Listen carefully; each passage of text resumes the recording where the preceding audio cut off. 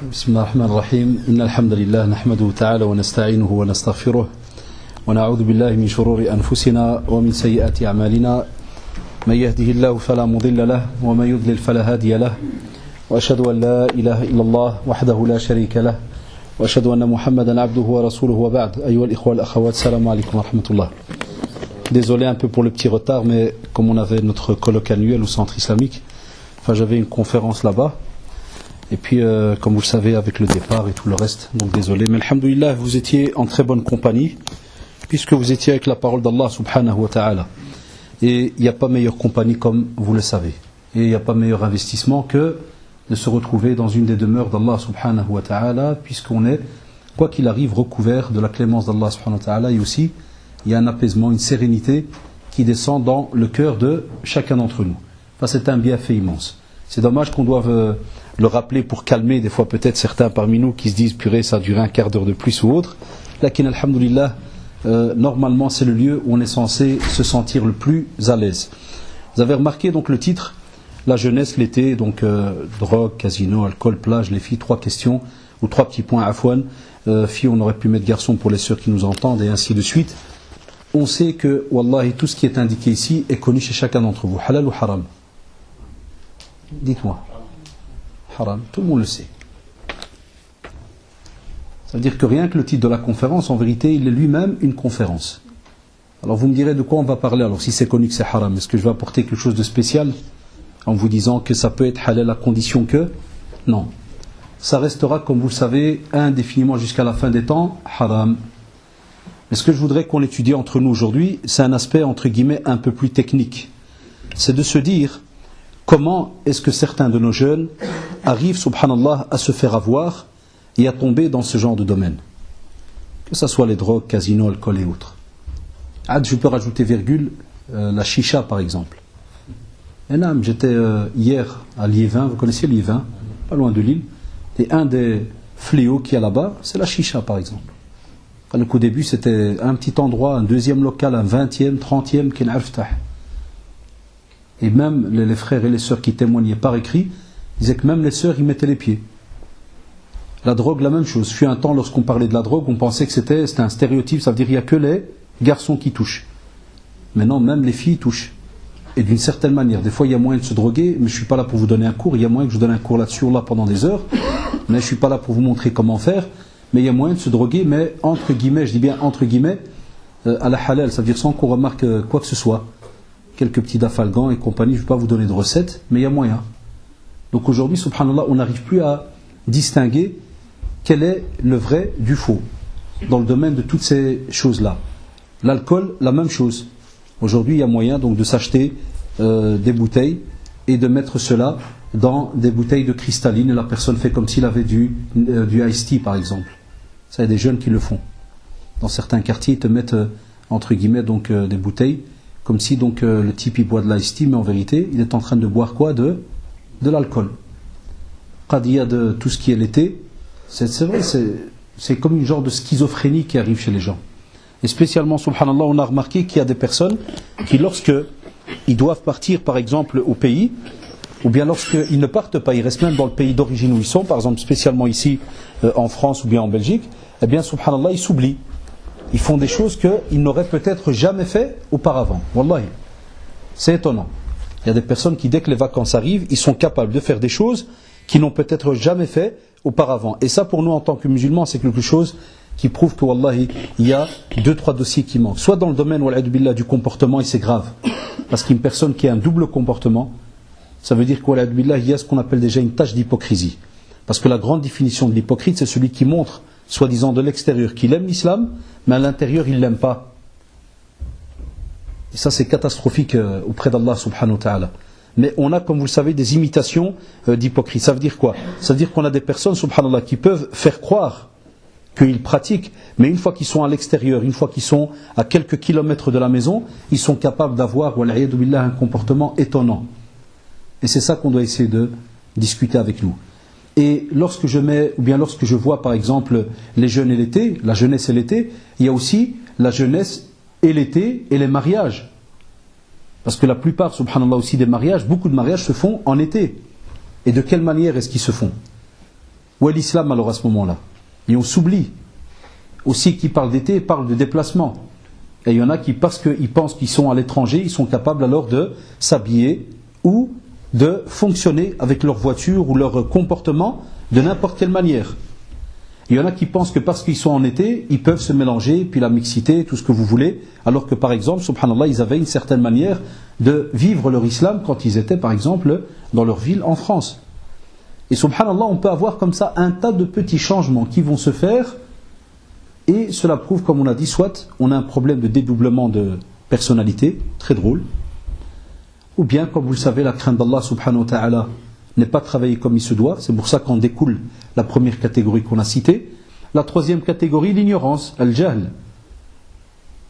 Mais ça, bon, je crois que vous avez remarqué que ça devient quelque chose qui n'est plus une excuse valable ces derniers temps. Il y a tellement de cours, de conférences, de rappels, de livres et autres, que tout le monde peut savoir aujourd'hui qu'est-ce qui est halal ou haram, spécialement lorsque l'on parle de tout ce qui est à boire, à manger ou bien vestimentaire. Rien que cela. Alors qu'est-ce qui se passe des fois dans la communauté par rapport à ce problème-là? Eh bien, on a remarqué, subhanallah, que déjà le prophète sallallahu alayhi wa sallam a parlé et nous a fait un rappel en disant que justement, lorsque la fin des temps va approcher, les tentations vont augmenter au fur et à mesure. Il y aura une augmentation des tentations. Et le problème, subhanallah, c'est que déjà, une des plus grandes épreuves pour nous les musulmans, c'est la mort du prophète sallallahu alayhi wa sallam. On n'imagine pas, ya ikhwan. Wallahi, une des plus grandes épreuves pour nous les musulmans, c'est la mort du prophète sallallahu alayhi wa sallam. Parce qu'il était le guide, il était celui qui normalement, même si quelqu'un avait un petit moment de rabaissement de la foi ou autre, il allait directement vers le prophète sallallahu alayhi wa sallam. Comme on le voit avec le hadith, rappelez-vous, on en a déjà parlé, c'était qui? Ça commence un compagnon avec le ha. Non? Hudayfa, il va venir, subhanallah, par rapport aux tentations. Handala. Vous vous rappelez Handala radiallahu anhu?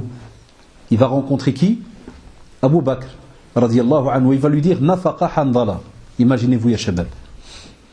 C'est pour ça que pour comprendre certains sujets, il faut sauter à plus de 1400 ans en arrière. Au temps du prophète sallallahu alayhi wa sallam, et la communauté musulmane n'était pas dans la pratique à du 200%. Il y avait des hauts et des bas. Puisqu'on a des récits qui parlent de certains qui ont été attrapés, qui ont volé, de certains qui ont attrapé, qui ont forniqué, ou bien qui ont commis l'adultère, ou bien qui ont parlé sur le dos des gens. On avait des personnes qui avaient comme ça des faiblesses de foi et qui commettaient des actes qui des fois étaient très dangereux. Mais on avait, subhanallah, comme on le voit avec Handala radiallahu anhu, des personnes qui arrivaient à se ressaisir avant de tomber dans le musiba, avant de tomber dans un problème.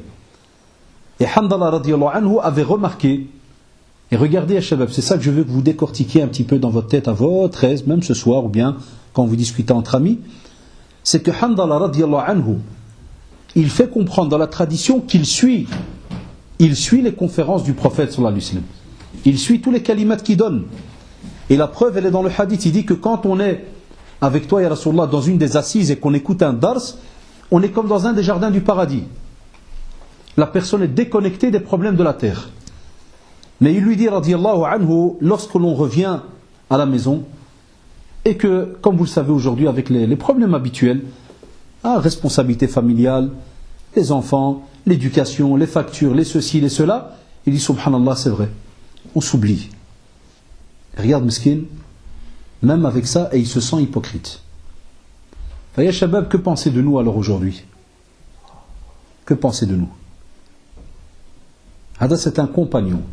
Et le prophète sallallahu alayhi wa sallam va lui remonter le moral et il va lui dire par rapport à la foi taratan fatara, des fois la foi elle augmente, elle diminue. On est obligé de faire attention à cette foi.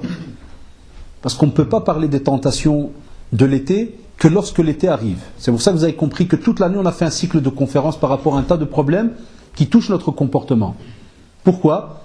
Pour que normalement lorsque l'été vient, eh bien l'été on sait que c'est une période plutôt qui vient avec un lot de tentations incroyables, où n'en échappe que celui qui a une foi, masha'Allah, très ancrée. Et même celui qui a une foi très ancrée, qu'il soit un homme ou une femme, et il se retrouve, subhanallah, dans une crainte, mais incroyable. Parce que Satan, et vous le savez, il fait un tour dans le corps humain encore plus vite que la circulation sanguine. Sahoulallah. Maintenant, ces textes, vous les connaissez après autant de répétitions. Lakin, est-ce qu'on les comprend dans la pratique aussi? C'est-à-dire que s'il fait un tour dans la circulation sanguine, ça veut dire qu'il passe même par tes yeux, par le cerveau, et spécialement par cette chair, que si elle est bonne, le corps est bon, et si elle est mauvaise, le corps est mauvais, le cœur. Et il est très malin. Et il sait que dans cette âme, dans ce corps, à la fois, il y a une âme qui frétille. Et il sait que cette âme, si elle n'est pas éduquée, on en a parlé déjà, alhamdoulilah, assez longuement, si jamais elle n'est pas éduquée comme il se doit, il va, wallahi, se jouer de vous, jour et nuit. Et c'est pour cela qu'il a juré. Et il a dit, la urwiyennahum. Ça veut dire qu'il va essayer d'apporter toutes les tentations possibles. Toutes les tentations possibles. Wallahi, ça veut dire qu'il va embellir les choses. Et il sera au-dessus de nous, en dessous, au devant, derrière, à gauche, à droite. Wallahi, il ne lâchera personne. Mais, comme on dit en mathématiques, si et seulement si. C'est une condition, sine qua non. Wallahi, il n'y a pas le choix. C'est si jamais tu es un de ceux qui a travaillé comme il se doit, c'est-à-dire que tu sais que l'hiver approche, et pendant l'année, mashallah, tu as fait des provisions, pendant l'année, tu as rangé ta chaudière, tu as fait l'entretien, tu as tout fait. Dès que l'hiver arrive, Allahu Akbar, il n'y a aucun problème. Il n'y a aucun problème. Tu es prêt. Et alhamdoulilah, tu vis à l'aise. Wallahi, les tentations, c'est la même chose. On a des périodes, et spécialement, vous le savez, nous qui vivons en Europe, on connaît et on est au courant du calendrier des périodes des tentations. Il y a la rentrée scolaire, avec les nouvelles filles et les nouveaux garçons. Il y a l'été, avec tout son lot qu'on vient d'expliquer. En dehors de cela, il y a les petites habitudes à la maison, la télévision, l'internet. Tout cela, quand on dit l'été, drogue, casino, cadayoud, il y a un tas de choses qui gravitent autour. Et auxquelles on s'adonne pendant l'année. Eh bien, si on ne les a pas contrôlés pendant l'année, c'est tout à fait normal que quand l'été arrive, wallahi, le cœur a tellement été ouvert à ce genre de choses pendant l'année, que lorsqu'on monte à un degré un peu plus haut, et que l'on voit des choses qu'on n'était pas censé voir pendant l'année, au contraire, le corps est propice à aller vers ces choses-là, parce qu'il n'a pas été éduqué pendant l'année. La preuve, par exemple, nous dans les pays du Nord, vous avez remarqué, il pleut la plupart du temps, c'est vrai ou pas? Mais de temps en temps, si jamais il fait rien que 10 degrés, on voit les vers de terre sortir. À direct. Tous les vers de terre, ils sortent. Ah, tu dois marcher les yeux fermés. Et imaginez-vous, subhanallah, ça ce n'est que quelques jours pendant l'année. Je parle à l'intérieur de l'année scolaire. Mais une fois que le mois de mai arrive, vous savez que ça va se calculer entre guillemets par semaine. Ça va se calculer par semaine. Des jours et des jours de tentation. Alors, les frères et les sœurs, vous pensez que vous allez pouvoir régler vos yeux en 5 minutes? Vous pensez pouvoir régler vos mains, vos pieds, par rapport au fait à certains endroits où ils vont aller en quelques minutes? Vous pensez pouvoir régler votre âme et lui dire Ittaqillah, Wallah, moi je vais à tel endroit? Pensez que vous allez le faire en quelques minutes? Non. Si vous ne l'avez pas fait pendant l'année, impossible qu'à la fin de l'année, c'est-à-dire vraiment une fois que certaines grosses tentations viennent, parce que je vous ai dit c'est par degrés, pendant l'année tout le monde est habillé, donc il y a des petites tentations par-ci par-là, ça passe. Elles sont haram, on le sait, mais tu sais rien voir de spécial comme on dit. C'est-à-dire même si tu veux faire le fou, il n'y a pas grand-chose. Tout le monde a froid, tout le monde est bien habillé, la plupart sont chez eux à la maison. Même toi, si tu voudrais sortir, rien que le froid et le vent, ils te ramènent chez toi. Regardez, subhanallah, c'est incroyable. La période qui arrive maintenant, au contraire, il n'y a rien qui te freine. Au contraire, ya shabab, vous avez même remarqué, on a beaucoup plus de situations qui te poussent à quitter la maison, spécialement en été, parce qu'il fait chaud. Et une des envies que tu as, c'est de sortir prendre l'air. Mais tu n'es pas le seul à sortir prendre de l'air. Il y a les vers de terre aussi. Et non. Qu'il soit homme ou femme. C'est l'exemple que donne souvent un certain de nos professeurs lorsqu'ils parlent de d'autres, parce que le ver de terre, il n'a pas d'habit, il n'a pas de poil, il n'a rien. C'est pour ça qu'on dit quelqu'un qu'on l'a vu tout nu, on dit comme un ver de terre. Et c'est ce qui se passe. Et nos jeunes sakin, ils vont commencer à goûter à cela à partir déjà de la semaine passée. Je crois que vous aussi, vous avez eu un peu de soleil ici. N'est-ce pas? Et nos jeunes, ils sont dans les examens. Je ne parle pas des examens scolaires. Examens vis-à-vis de leurs yeux et vis-à-vis de toutes les tentations qui tournent autour d'eux. Yallah, comment ils font?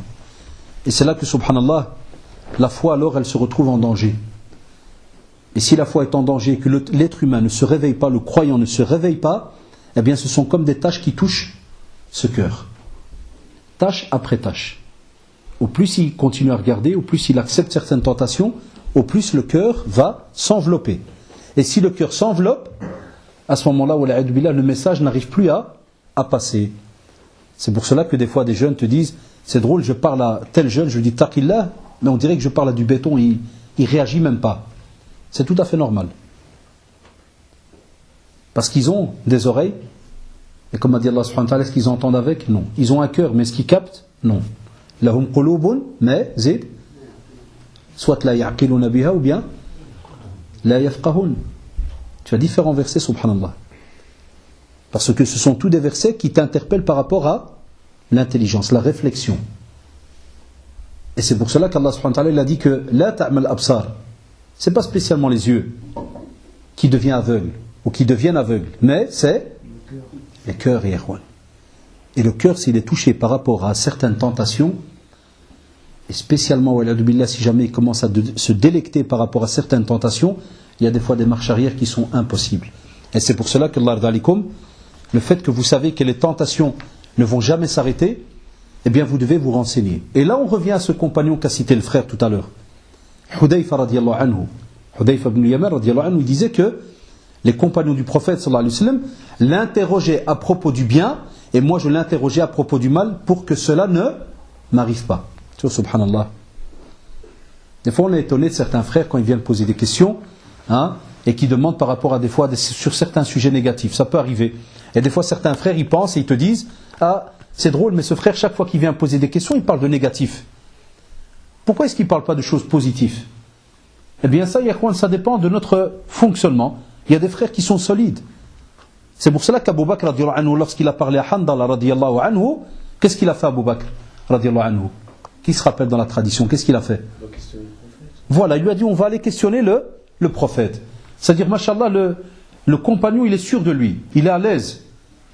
Il n'a pas paniqué comme lui en disant purée, t'as raison, je crois qu'on est tous hypocrites, je crois qu'on est ceci, je crois. Là, ou bien il lui a fait un rentre-dedans directement en le rabaissant en disant toi t'es un compagnon et subhanallah tu dis que t'es un hypocrite, a'udhu billah, quelle honte. Là, il lui a dit viens, on va aller voir celui qui a l'expérience mais qui a le wahi, la révélation, et qui va pouvoir nous donner les règles comment fonctionner sur terre. Parce que comme a dit le prophète à la fin de la tradition, il a fait comprendre que si jamais on était des infaillibles, et vous le savez, les anges descendraient sur terre et nous salueraient un par un. Lakin c'est impossible, ya ikhwan. Tout fils d'Adam commet des erreurs. Lakin, ya ikhwan, wallah, il y a des erreurs excusables, mais il y a des erreurs où il n'y a pas d'excuse. Et c'est pour cela que Hudayfa radiallahu anhu, eh bien, il nous montre qu'il n'y a pas d'excuse avec ce hadith-là. Il allait demander. Et nous sont les jeunes qui, par exemple, pendant l'année, dès qu'ils ont une petite baisse de foi, ils vont chez un frère qui s'y connaît en religion. Côté sœur, la même chose. Et ils demandent, tiens, s'il te plaît, je sens que ça ne va pas. Parce qu'on a une belle leçon avec Abu Bakr radiallahu anhu et Handala radiallahu anhu par rapport aux tentations de ce monde. Il y a une belle leçon. D'accepter d'aller recevoir un conseil d'une personne. Et encore mieux, d'accepter de reconnaître que je suis dans un état de faiblesse. Très très important, Shabab. Et nous, et vous le savez, les jeunes qui arrivent par exemple au lycée, ils ont 13-14 ans, il a été surveillé pendant des années, chasteté, pudeur et autres, et puis il arrive à un certain âge, il commence à recevoir des demandes, ou bien il voit des choses qu'il n'était pas habitué à voir, son corps commence à réfléchir, son corps change, garçon et fille, qui lui parlent. Qui le met en garde, Yehwan? Qu'on soit honnête. Entre nous et les parents, c'est un sujet tabou. T'imagines un garçon qui va rentrer, qui va dire « Walid, salam alaikum », je sens que je suis attiré par une fille. Azulma. C'est fini. Il va le regarder, il va dire, ou bien ça dépend quel dialecte. Et puis, alhamdulillah, on a des parents qui, machallah, directement, ils vont, avant même que l'enfant y parle, ils vont eux-mêmes le prendre. Ah, j'ai oublié. Tadakhal au lycée l'année prochaine, tu vas rentrer au lycée. Là, il y a des vdayah, il y a des choses que c'est plus comme la maternelle. La maternelle, c'était un petit jardin. Le lycée, c'est la jungle. Et la jungle, c'est différent d'un jardin. Et tu prends Google, tu mets Internet avec ton fils, et tu mets jungle tropicale. Et tu sors la photo. Ah, c'est bien didactique et ça attire les petits. Hein. Tu mets la photo, puis tu cliques sur la petite barre pour le descendre en bas, et puis tu mets jardin. Et après, tu rapetis la photo, et tu les mets les deux l'un à côté de l'autre. Tu dis, voilà où les dit ce qui t'attend maintenant. Pendant 6 ans, tu étais là. Tu étais à l'aise. Le jardin est ouvert, grand ouvert, tu vas à l'école, tu penses à rien. Tu vas et tu reviens. Tranquille. Mais maintenant, tu vas rentrer dans la jungle. Ça veut dire que, est-ce que tu vois à 1 mètre après? Il va te dire non, il n'y a pas moyen, regarde, il y a plein de fleurs, il y a plein de feuilles, il y a plein de lianes, il y a le cada, il y a ceci, il y a cela. Tu dis l'école, c'est la même chose. Dès que tu rentres chez les grands, c'est la même chose. Tu peux croire que cette fleur-là qui est en face de toi, elle est impeccable, lakin wallahi, il se peut que c'est une fleur qui est mangeuse d'hommes ou mangeur de femmes. Allahu a'lam. Wallahi. Est-ce qu'on ose parler de cette manière? Est-ce qu'on ose expliquer cela au fur et à mesure? C'est pour cela que nos jeunes, certains font les hypocrites, ils se taisent pendant 1 an et ils boulottent comme des malades, ils font des petits jobs le soir et compagnie pour l'été. Pour aller où? Pour aller lire le Coran à Bimlal, en montagne. Mais non, vous savez très bien que non. C'est un sur 10 000 qui le fait. Mais il te dit on se prépare. Et quand tu dis vous préparez à quoi? Très drôle. Tu dis on se prépare. Il y a un des jeunes qui se tape du nettoyage pendant 1 an pour aller louer une cabriolette à 5. Comme des joueurs. 5 sur une cabriolet. Pour 2 semaines au bled. 5. Et il se la prête. Il fait le hiyala dans le quartier de 9h à midi. Et puis il dit toi c'est de midi à 15h. L'autre c'est de 15 à 18, 18 à 21, 21 à minuit. Voilà, c'est chez nous comme ça à Tanger. Et de notre quartier à Bruxelles, il me l'avoue, il me dit Wallah, c'est vrai que a'oudou billah, nous purée, on est des vrais hypocrites, on a travaillé 1 an pour se préparer à aller faire du haram. Et ça tourne dans la tête de certains. Mais vous, alhamdoulilah, vous êtes là maintenant. Et votre rôle, on l'a dit, c'est ça le rôle des conférences, c'est que vous transmettiez à l'extérieur. Et vous avez des amis qui parlent comme ça. Vous les entendez au lycée, vous les entendez à l'école, vous les entendez au quartier, même dans la famille. Vous avez même des proches. Il est heureux que je lui arrive. Pourquoi? Pour avoir du repos, pour étudier, pour revoir. Là, et vous savez très bien. Et ce n'est pas un stéréotype, Yahwan. C'est parce qu'on sait que la personne se prépare, wal'iyadu billah, à aller commettre un acte haram. Et Satan, la'anahullah, il va te rendre tellement aveugle qu'il ne va même pas te faire penser que si jamais tu meurs dans cet état, c'est fini. Vous imaginez, Shabab, combien de jeunes meurent au bled chaque année? Vous êtes au courant en fait? Beaucoup de jeunes meurent. Parce que nous on travaille dans un centre islamique, donc on nous prévient. Beaucoup de jeunes meurent.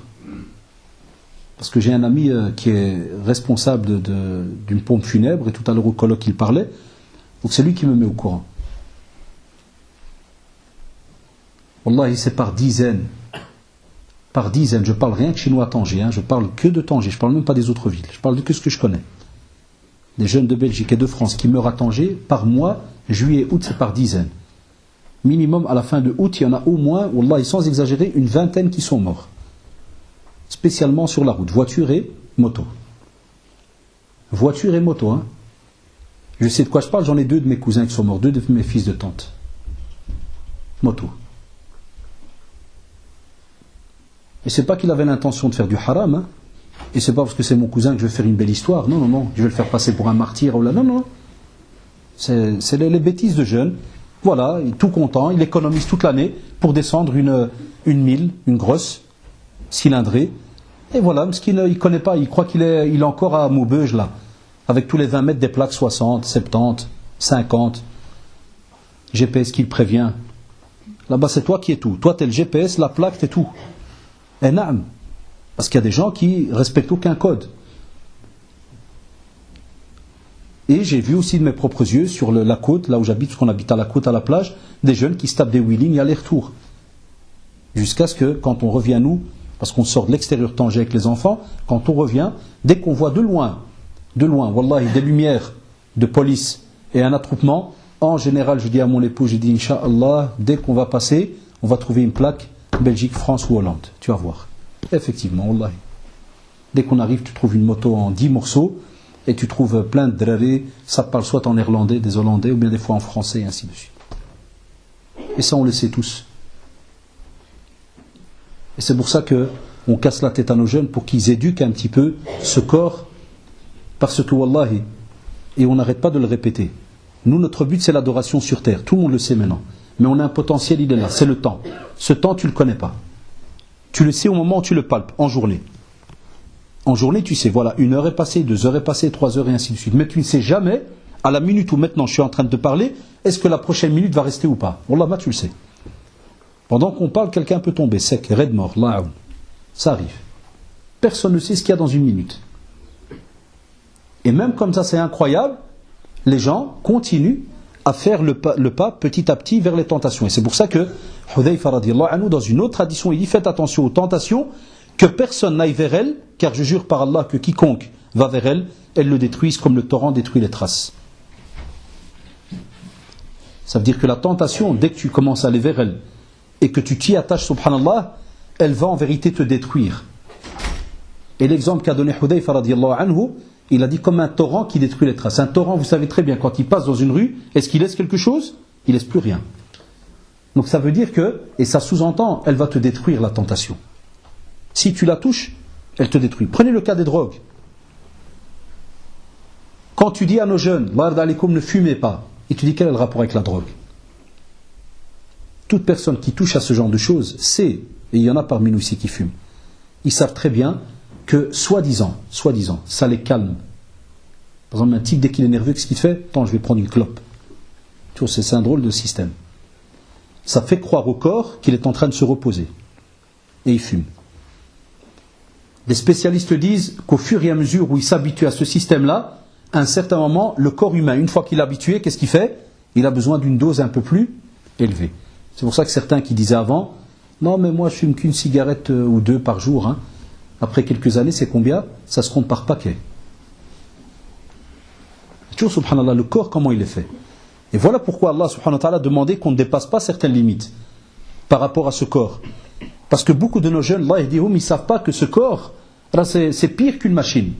Encore une machine, tu enlèves le câble. Et c'est fini, il n'y a plus d'électricité. Le corps, c'est impossible. Son câble, c'est la foi. Si tu arrêtes de travailler ta foi, ce corps est prêt à accepter n'importe quoi.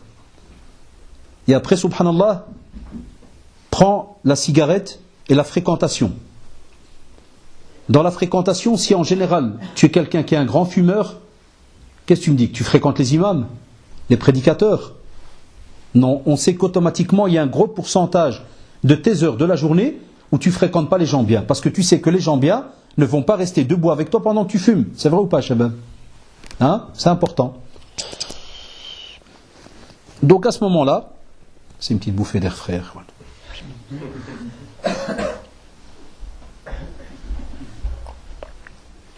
Essayez d'ouvrir la fenêtre, qui commence à faire un peu chaud. Et donc, subhanallah, on te dit que ton potentiel temps que tu étais censé passer avec les gens de bien, il va diminuer. Soyez logiques là, d'alikum et suivez-moi. Il va diminuer. S'il diminue, Shaitan, il vient chez toi, il te fait comprendre et il te dit, Agi, à quoi ça sert maintenant d'aller à la mosquée? Tu sens mauvais. Tu pues la cigarette. C'est la honte. Quoi qu'il arrive, il y en a un qui va te faire une remarque. Mais il ne va jamais te dire, ouais, il y a moyen de vite passer, par exemple, à une librairie, d'acheter du chewing-gum, de descendre aux ablutions, de se savonner, kada, et de monter, de demander pardon à Allah subhanahu wa ta'ala. Vous allez me dire, oh là, ce que vous venez de dire, c'est bien, ça a l'air à l'aise, mais pourquoi est-ce qu'on ne le fait pas? Eh bien, parce que tout le monde le sait qu'une fois qu'on s'est habitué à fumer, mais bien à l'aise, pour faire une marche arrière, il faut être un balèze, il faut être un fort. Mon père m'a donné la permission, je raconte une histoire que lui a vécue. Depuis qu'il était petit, tout jeune, vous savez, il s'occupait des moutons et compagnie. Et puis après, il faisait tout ce qui est agriculture. Il m'a dit, Wallah mon fils, on a tout fumé. On a tout fumé, même la bouse de vache, tout ce que tu veux. Tout ce qui était fumable, on a fumé. Et il avait la pauvreté, la guerre, et tout. Il m'a dit, Wallah, on a kmis sart l'khal. Tout. Il m'a dit, il est monté en Belgique, travailler dans le bâtiment. Vous savez, le bâtiment, eux, ils reçoivent les étages que du béton, et c'est eux qui doivent mettre les cloisons et les faux plafonds. Le bird, en Belgique. Qu'est-ce qu'il m'a dit? Il m'a dit, la seule solution qu'on a trouvée, le garrou, c'est le chauffage d'Yenna, ça nous chauffe. Il a fumé je ne sais pas combien d'années. Jusqu'à un jour où, subhanallah, il y a la visite médicale du bâtiment qui vient, vous savez, avec un camion. Et Mskin, ils viennent, regardez l'être humain comment il est. Wallah, il est capable. Je défie qui que ce soit ici de dire non, c'est pas faisable. Wallah, il est capable. Mon père, il m'a dit, ils sont venus, le médecin m'a dit, ouais, levez les bras, levez kada, respirez, tanta, respire. À ce moment, il me dit, je vois la tête du médecin, elle change. Et mon père, il ne savait pas bien parler français en ce temps-là. Et vous savez que quand tu vois une tête de médecin qui change, tu es prêt à parler même anglais. Ou tu l'as jamais parlé de ta vie. Il m'a dit, je lui fais, qu'est-ce qui se passe? Quoi? Je lui ai dit, respirez encore, il respire. Ah, monsieur, qu'est-ce qui se passe? Il lui fait, toi, tu dois faire des radios. Il m'a dit, mon père, déjà la première nuit, j'ai pas dormi. Je voyais que radio. Toute la nuit, j'ai pas dormi. Autre chose, subhanallah, l'être humain. Il m'a dit, quand j'ai été à l'hôpital à Bruxelles et qu'ils m'ont fait une radio, ils m'ont dit, monsieur, fumez quoi? Il m'a dit, pourquoi? Il dit, vous avez des petites taches là, mais...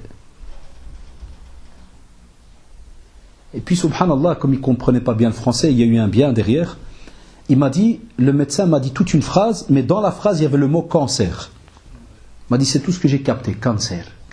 Il m'a dit, alors qu'il se peut qu'elle lui a dit peut-être, ou il lui a dit, diminuer, parce que vous risquez un cancer. Donc il se peut qu'elle a dit que diminuer. Donc, alhamdoulilah, qu'il n'a rien compris. Il m'a dit, wallah, ma femme toi, j'ai compris, al cancer.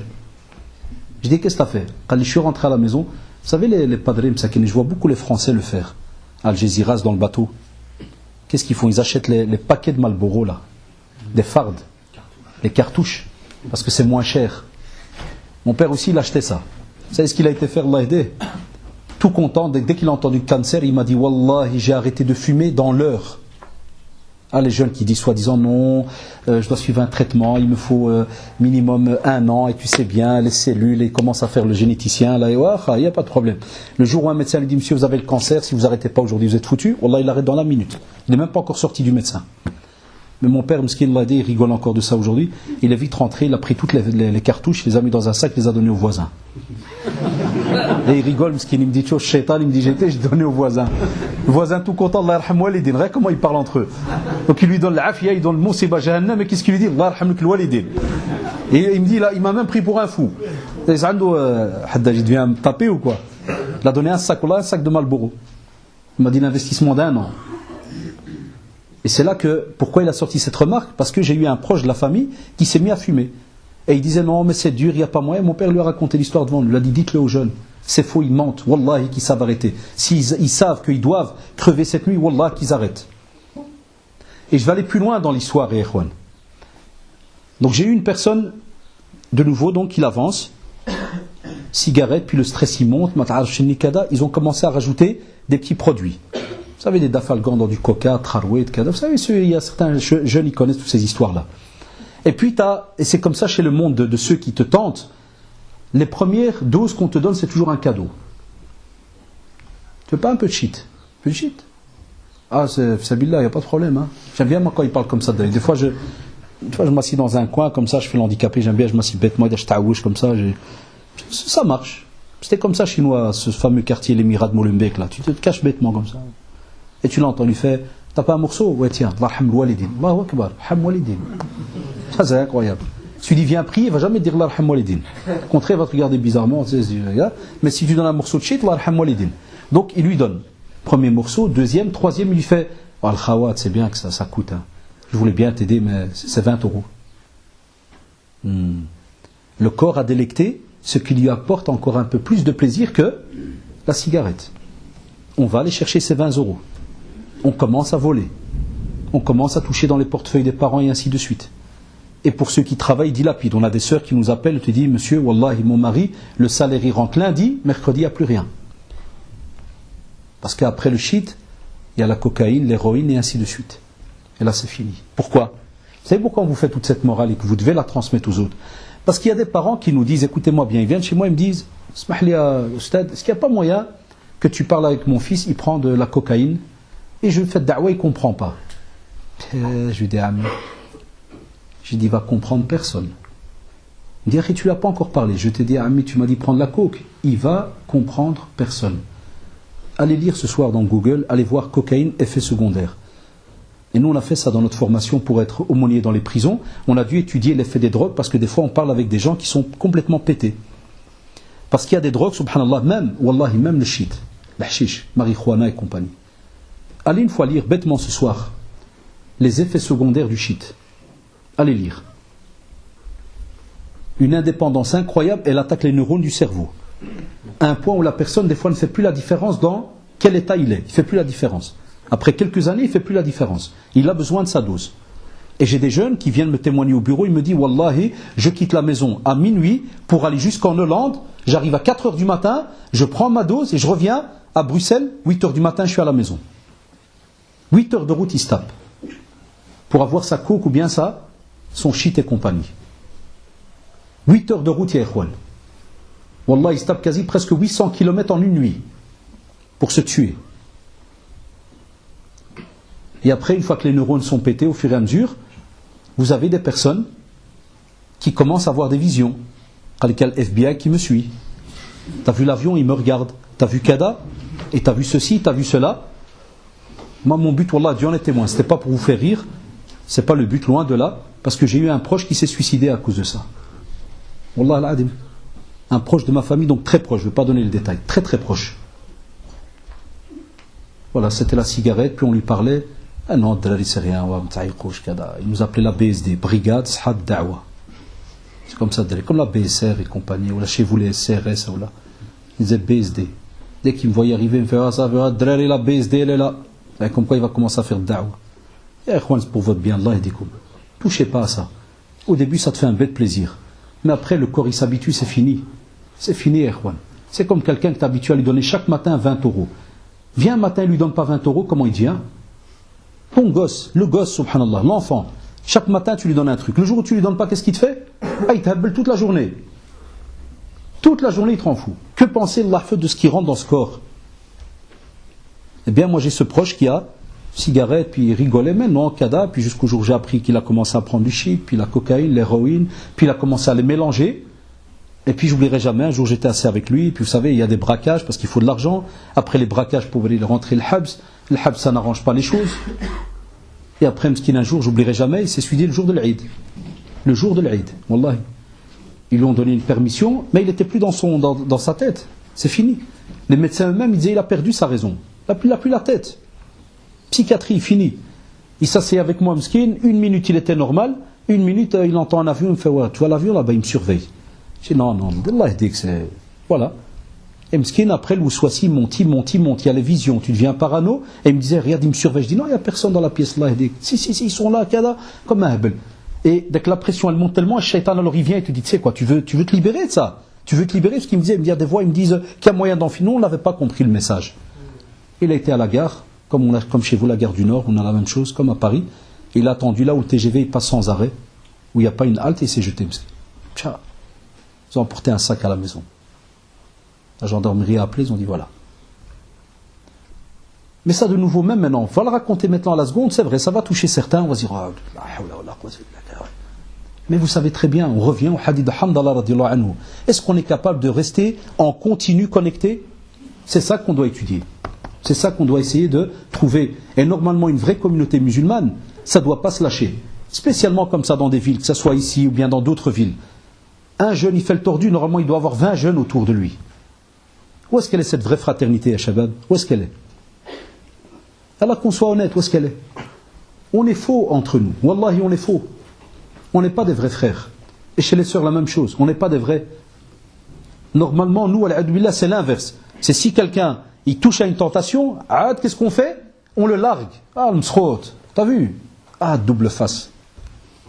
Et c'est fini. Et on va prévenir les autres, parle plus un tel, c'est un mskhot. Voilà, mashallah, c'est ça la da'wa aujourd'hui. Non, akhi. Tu le vois, il commence à zigzaguer un peu bizarrement, il faut qu'il y en ait 20 qui sautent dessus. Nous, autant de ma génération à Bruxelles, wallah, Dieu en est témoin, vous savez ce qu'on faisait à certains qu'on attrapait qui se droguaient? Wallah, vous serez étonnés. Les grands frères, ils prenaient, donc on faisait comme des descentes. On attrapait le type, on l'attachait, et on le mettait à la cave. Et le grand frère, il dormait, il prenait congé au boulot 2 semaines. On le mettait à la cave, attaché. Et on lui mettait un pot hachak pour la toilette. Ah, je vais aller à la toilette. Wallah, mout, là, dans le pot. Crève, là, dans le pot. Et le type, il bave comme un malade, parce que le corps, il tire, les veines, elles tirent, elles ont besoin de cette drogue. Comme un malade, il se tape la tête contre le mur. T'inquiète mon vieux, il y a du mercurochrome, tape-toi la tête. Tu vas dehors, tu vas te réveiller dans 1 heure, vas-y. Après 2 semaines, il sort de la pièce, jadid, neuve. Il a vidé tout ce qu'il y avait dans son corps. Encore maintenant, quand il nous voit, il rigole. Fait shukran ad-drari. Oh, t'inquiète. Ah oui? Il faut être honnête. C'est comme si, subhanallah, un type, tu le rencontres dans l'autoroute, il y a un pneu qui manque, il a sauté sur la route. Et toi, tu le regardes, tu fais, ouais, il manque un pneu, frère. Tu dis, Wallah, c'est dommage, hein, mais s'il y avait 4 pneus, tu aurais pu rouler, Wallah, mais il manque un. Wallah, si c'était un bon, hein, si c'était un gentil, il va te regarder comme ça, puis il va te nier. Et l'autre, qu'est-ce qu'il va te faire? Tiens, dégage, démarre, je t'enlève moi les pneus. Démarre, vas-y, va faire un tour. Vas-y, démarre. Eh bien, nous, on fait la même chose. Nous, on passe, on est le premier là. On passe et, t'as vu, ils se droguent. Les égarés, les cas, et hop, on part. Mais si jamais un jour c'est notre propre frère ou notre enfant, tout le monde court vers les imams, les prédicateurs, les kadas, ceux qui crient sur genoux, chez tout le monde. On toque à toutes les portes, ya ikhwan. Et ça, c'est une grave erreur. Ça, c'est une grave erreur. Et c'est pour ça qu'il n'y a plus d'entraide après. C'est pour ça qu'il n'y a plus d'entraide. Parce que normalement, on est censé, chacun, dès qu'il voit qu'il y a un problème chez l'un ou l'autre, on vient. Comme faisait le prophète sallallahu alayhi wa sallam. Où est un tel? On a plein de traditions comme ça. Où il demande après un tel. Où est-il? Je ne l'ai pas vu depuis 2 jours. Je ne l'ai pas vu à la prière. Il faisait même des tests pour leur montrer que votre journée ne doit pas passer n'importe comment. Vous vous rappelez le hadith avec Abu Bakr radiyallahu anhu? Le prophète me dit, qui a suivi une janaza aujourd'hui? Abu Bakr, il lève la main. Qui a donné une aumône? Il lève la main. Qui a rendu visite à un malade? Il lève la main. Qui a jeûné? Il lève la main. Allahu Akbar. Mais il le dit devant tous les autres. Pour que ça soit une éducation pour les autres. Mais nous, subhanallah, on a mal compris la fraternité, on a mal compris la da'wa, et on pense que la da'wa, c'est si moi je suis bien, à l'aise. Non, les tentations ne lâcheront pas. C'est pour ça qu'Allah subhanahu wa ta'ala nous demande, il dit wattaqu fitnatan la tusibanna alladhina zalamu minkum khassa wa'lamu anna Allah shadidul iqab. C'est-à-dire craignez une tentation qui n'atteint pas seulement ceux d'entre vous qui ont été injustes. La tentation n'atteint pas seulement une personne qui est injuste. Elle peut venir même chez quelqu'un qui est dans le chemin de la droiture. Parce que Satan, Allah, il ne fait pas de distinction entre ceux qui pratiquent et ceux qui ne pratiquent pas. C'est pour ça qu'Allah subhanahu wa ta'ala, il a parlé de khassa. Pas qu'on croit qu'il va venir seulement chez un groupe de personnes. Loin de là. Il vient chez tout le monde. Ça teste tout le monde. Aujourd'hui, tu peux être à l'aise et demain, tu peux être touché par une tentation. Tu fais quoi, Yahri? Comment tu vas faire?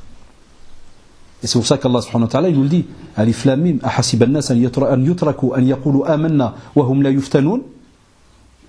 Ahasiba an-nas, est-ce que les gens pensent, ils croient que c'est tout, on est là sur terre, il n'y a aucun problème, tout va bien, on est bien. Là, an yutraku, ça veut dire ils vont être laissés. Voilà, ils vivent, ils avancent jour après jour. Et qu'ils ne vont pas être testés, ils ne vont pas être éprouvés.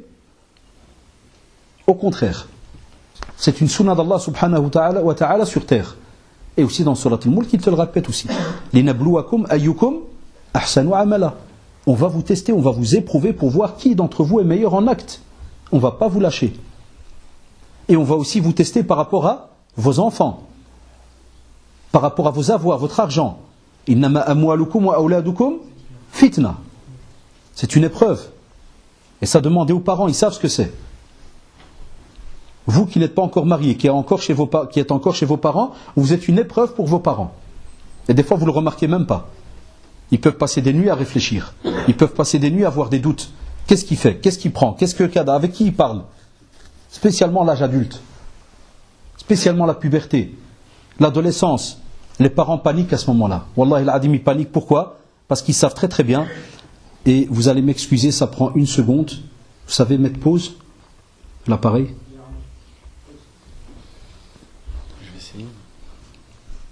C'est le rek. Désolé, Shabab. Taïb, bismillah ar-Rahman ar-Rahim. Donc, comme on a dit, il faut faire attention. Aussi, je voudrais, pour aller un peu plus loin, qu'est-ce qu'il faudrait faire pour se protéger par rapport à cela? Parce que c'est bien de dire, comme on l'a dit tout à l'heure, que, effectivement, il est haram d'aller dans les plages où on voit les parties qui sont interdites d'être vues du corps humain. Parce que ça, on n'imagine pas. Hein. Il y a beaucoup de jeunes qui ne sont même pas au courant de qu'est-ce qu'on peut voir, qu'est-ce qu'on ne peut pas voir. D'après vous, qu'est-ce qu'on peut voir chez l'homme, entre hommes? Entre le nombril et le genou. Ça fait pas un peu clochard, ça? T'imagines le type, il est à la plage avec un sarwal jusqu'au nombril. Eh ben voilà, c'est ce que les jeunes me disent. Il y a des nouveaux jeunes, par exemple, qui rentrent dans la pratique. Spécialement, moi, je m'attends toujours à ça. Les jeunes qui rentrent dans la pratique vers le mois de mai, juin.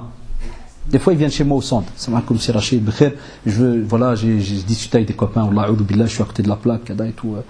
Je lui explique, puis il me dit, est-ce qu'il y a des conseils pour les vacances et tout, parce que je parle bled. Je dis, ah ouais, c'est vrai, voilà, attention, la plage, on ne peut pas les dénuder, ceci, cela. Et il faut mettre, si jamais tu vas à la plage, il faut mettre donc du nombril jusqu'au genou. Fait d'où? Chez le nombril, ici. Donc il faut faire la sarwal comme ça et...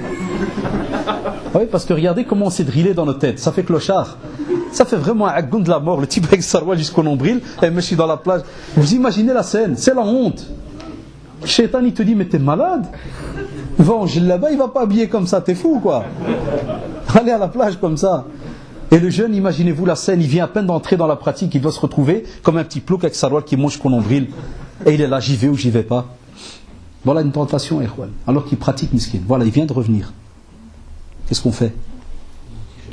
Il faut absolument parler. Il faut remonter le moral. Ouais, t-shirt, hein. Ça, c'est le plus malin. Et t'inquiète, c'est ce qu'il va faire. Il va mettre un t-shirt au-dessus. Il va dire, t'es malade ou quoi? Hein? Ou bien, lui, c'est encore mieux, lui, parce que les billets sont moins chers, ben, il a calé en hiver au Maroc. Et puis, il va marcher à la plage avec chapeau et écharpe. Non, mais, Ikhwan, imaginez-vous, hein, là, il faut. Thammem, ça veut dire? Réfléchis. Mais réfléchis à quoi? Vous savez ce qui est bien? Ça tombe bien à la phrase qu'il vient de dire. Vous voyez quand il fait chaud? Moi je dis à certains jeunes, si la tentation les touche, que ce soit les frères et sœurs, faites le test.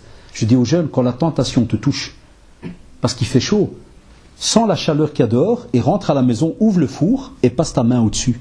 Et imagine-toi la chaleur de Jahannam. Rien à voir avec la chaleur qu'il y a ici sur terre. Rien à voir avec le feu qui sort du gaz là qu'on a. Rien à voir, wallahi. Et là tu essayes de trouver des petits moyens, des discussions, pour voir comment est-ce que tu peux faire face à cette tentation. C'est pour ça qu'on dit à nos jeunes, l'ardalikum, et vous allez remarquer qu'il y a des fois 2-3 mots-clés qui vont toujours revenir. Vous allez à n'importe quelle conférence dans le monde, on vous dira toujours en premier lieu, revenir au Coran et à la Sunna. Il n'y a aucun miracle, ya shabab. Il n'y a aucun miracle. Si tu ne reviens pas au Coran et à la Sunna du prophète sallallahu alayhi wa sallam, tu ne pourras jamais, wallahi, fonctionner comme un musulman. Tu ne pourras pas. Impossible. Et c'est pour cela, qu'on demande absolument à nos jeunes, on leur demande. Et ce n'est pas une demande avec s'il te plaît. Non, c'est une demande obligatoire de revoir leur relation avec le Coran et la Sunna. C'est obligatoire, ya ikhwan. Vous savez pourquoi? On a remarqué, que de génération en génération, la Sunna, elle se perd. Je ne veux pas faire un discours défaitiste ou bien pessimiste. Loin de là, wallahi. Mais il faut être honnête. On a des fois une apparence musulmane, mais je parle de la connaissance. Des fois, tu peux avoir des jeunes, machallah, qui sont habillés, comme on dit, alhamdoulilah, qamis, kada et tout, mais la connaissance, qu'est-ce qu'il y a dans la tête? Qu'est-ce qu'on connaît? Et c'est pour ça qu'il y a certains jeunes qui lâchent les bêtises, mais ils ne changent que l'aspect extérieur. Qu'est-ce qu'il te dit? Tu dis, ouais, non, c'est tout, moi je fréquente plus les endroits tordus et tout, moi je fréquente plus. Hein, et tu fais quoi de spécial? À la maison, au travail, c'est tout. Est-ce que c'est bon? C'est bon à 10%. Pourquoi? Parce que toi, en vérité, la seule chose que tu as fait, tu as seulement fermé la fenêtre. Mais est-ce que tu as mis une clé? Tu n'as toujours pas mis de clé. Tu as seulement fermé la fenêtre. Ça veut dire le jour où Shaitan il veut entrer, qu'est-ce qu'il fait? Il suffit qu'il pousse la fenêtre au bon moment. Spécialement à un moment où, par exemple, tu viens de te faire arnaquer. Allez, c'est pour taquiner, Ikhwan. Par exemple, je sais que certains ils n'aiment pas, mais bon, vous êtes assez intelligents pour me comprendre. Hein. Des fois, tu as un frère qui vient de rentrer dans la pratique. Masha'Allah, tout fier, tout heureux. Et il va les fréquenter direct, il va te dire, c'est le stéréotype dans la tête. Je vais aller avec les barbus. Il fréquenter les barbus. Et par exemple, un frère barbu, il va lui vendre une voiture. Mais le frère barbu, parce qu'il n'est pas au courant, il ne sait pas que la voiture, pour lui, elle est bonne. Wallah, il n'y a aucun problème. Mais le lendemain, il va pour démarrer, il n'y a plus moyen. Qu'est-ce qu'il dit alors? Ah, les salopards, les barbus. Quand j'étais avec les autres, j'étais à l'aise. Il fallait que je rencontre les gens de la Sunna pour qu'ils me volent. Il y en a qui me le disent, mais mon frère, depuis que je suis avec les frères, je suis foutu, ils m'ont rendu fou. Je dis non, c'est des épreuves. Si c'est ton mec qui t'a acheté la voiture à ce moment-là, tu l'aurais acheté un mois avant, tu l'aurais aussi peut-être pas démarré. Ça n'a rien à voir, akhi. Au contraire, maintenant, Allah subhanahu wa ta'ala, il te teste. Il y a des épreuves. Parce que Satan, Allah, il perd un client, ya ikhwan. Quand tu reviens vers le Coran et la Sunna, Wallahi al-Adim, Satan, il pleure. Parce qu'il sait que tu reviens vers ton bénéfice. Comme on dit, hein, les compagnons dans le hadith authentique, lorsqu'il y a l'Adan, qu'est-ce qu'il fait Satan? Il sauve. Et il fait quoi d'autre? Wallah, il fait même des gaz. Il fait des flatulences. Dès qu'il entend l'Adan, vous savez pourquoi? Parce que dans l'Adan, il y a Hayya ala salah. Et c'est quoi la salah? Hayya ala al-falah. La prière est une réussite. Accourez vers la prière, accourez vers la réussite. Al-falah. Qad aflaha. Et Satan, dès qu'il entend Hayya ala salah, il sait que ça touche les cœurs. Il est malade. Et comme on dit les frères dans une autre version, il revient qu'après le adhan. Même comme ça, Allah il te lâche. D'où ça, c'est ceux déjà qui pratiquent. Hein. À peine tu rentres dans la prière, Allahu Akbar, il vient chez toi. La clé. Tu te rappelles la clé? La clé que tu cherches. Toi, tu es là, il y en a même ils font sunnat. Ils crachent pendant des heures, gars. Il n'y a pas moyen, il ne le lâche pas. La clé, elle est en dessous de l'armoire. Et des fois, tu peux être en train de voir quelqu'un qui fait 2 surérogatoires, nafila, et tu vois que pendant il prie, il fait puzzle. Et des fois, toi, tu te dis, Wallahi, testez, vous allez voir. Des fois, tu te dis, wesh, il est passé par un beau verset qu'il a touché. Ou des fois, tu dis au frère, tu dis, j'ai déjà testé, parce que c'est notre métier, vous savez très bien, c'est notre boulot. Il y en a qui nous prennent pour des fous, mais Wallah, c'est notre boulot. On doit savoir. Et des fois, je vais chez lui, Ismaël, tu priais, t'as rigolé. Il me dit, A'udhu billah, shaitan, haram. Pendant que j'ai prié, j'ai perdu depuis 3 jours 20 €. J'ai qleb la terre. Et il m'a dit, ils sont dans tel sarwal dans la machine. Ils sont dans la machine. Il m'a dit, Wallah, ça a apparu devant moi dans la prière. Et j'ai vu ce sarwal, j'ai tout vu. Quand je les ai mis, C'est vrai ou pas, Shabab? Subhanallah. Donc, retour vers le Coran et la Sunna, mais le vrai retour. Pas comme des fois des jeunes pensent que c'est revenir et il y a des petits radins, vous savez ce qu'ils me disent, ouais, Akhi Rachid, je te remercie pour le conseil. Hein. Tous les lundis, je lis du Coran. Tous les lundis, tu lis du Coran. Bien, c'est mitigé. Ça peut être bien. Vous voyez? Certains parmi vous, ils ont peut-être trouvé ça négatif. Mais de nouveau, ça dépend qui est en face de toi. Il faut étudier la personne. Il y a des personnes qui, subhanallah, c'est mieux pour eux qui commencent à lire 1 fois par semaine. Et après quelques mois, ils vont passer à 3 fois par semaine. Que certains jeunes que vous connaissez, ils vont faire chaque jour, et après 1 mois, ils lâchent tout. Et ça, c'est connu dans la sunna. Donc nous, on veut un retour vers le Coran et la sunna, mais structuré. Et il n'y a pas mieux que le suivi. Et la preuve que je vais vous taquiner de nouveau. Vous vous rappelez là, le mois passé, quand je suis venu, j'ai posé une simple question aux frères responsables. J'ai dit combien d'élèves, vous vous rappelez que j'avais parlé de la langue arabe, et j'ai demandé combien d'élèves suivent. Qui s'est rajouté depuis le mois passé à maintenant au cours de la langue? Il n'y a plus de cours. Sérieux? Il n'y a plus de cours. Si, on a en plus, on a maintenant. Ouais, pour quelques mjnoun, il y a quelques fous parmi vous qui viennent encore au cours. Il y a qu'on soit honnête. Hein. Qu'on soit honnête, là, d'alikoum. Bon, là, je vais vous dire une chose qui va peut-être vous étonner. Le frère Mustafa Kastik, lui, il a fait le pas. Moi, je ne l'ai pas encore fait. Le frère Mustafa, Jazaoullah, il a pris ce qu'on appelle une année, il a dit aucune conférence, fini. Et pour le taquiner, comme il est mon voisin de bureau, hein, ça fait 11 ans qu'on est voisins, plus depuis qu'on a mis depuis l'âge de 13-14 ans. Donc, subhanallah, je lui ai dit, subhanallah, Mustafa, toi, t'es comme moi, on a bien les conférences, Kadaïd. Il m'a dit non, il faudrait arrêter et pousser les jeunes à aller écouter tout ce qu'on raconte depuis des années. Parce que ça devient comme des one-man shows, là. Tu vois, tu viens, tu parles, blablabla, tu pars, tu parles. On sait qu'il y a du bien.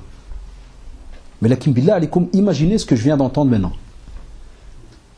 Ça veut dire que tu viens, tu parles à toute une communauté, mashallah, de jeunes, tu leur dis, Allah yarhamkum walidin, si vous voulez goûter aux conférences et tout ce qu'on vous raconte, vous voulez les goûter dans la réalité, tu dois apprendre la langue arabe. Sah ou là. Logiquement, qu'est-ce que tu te dis?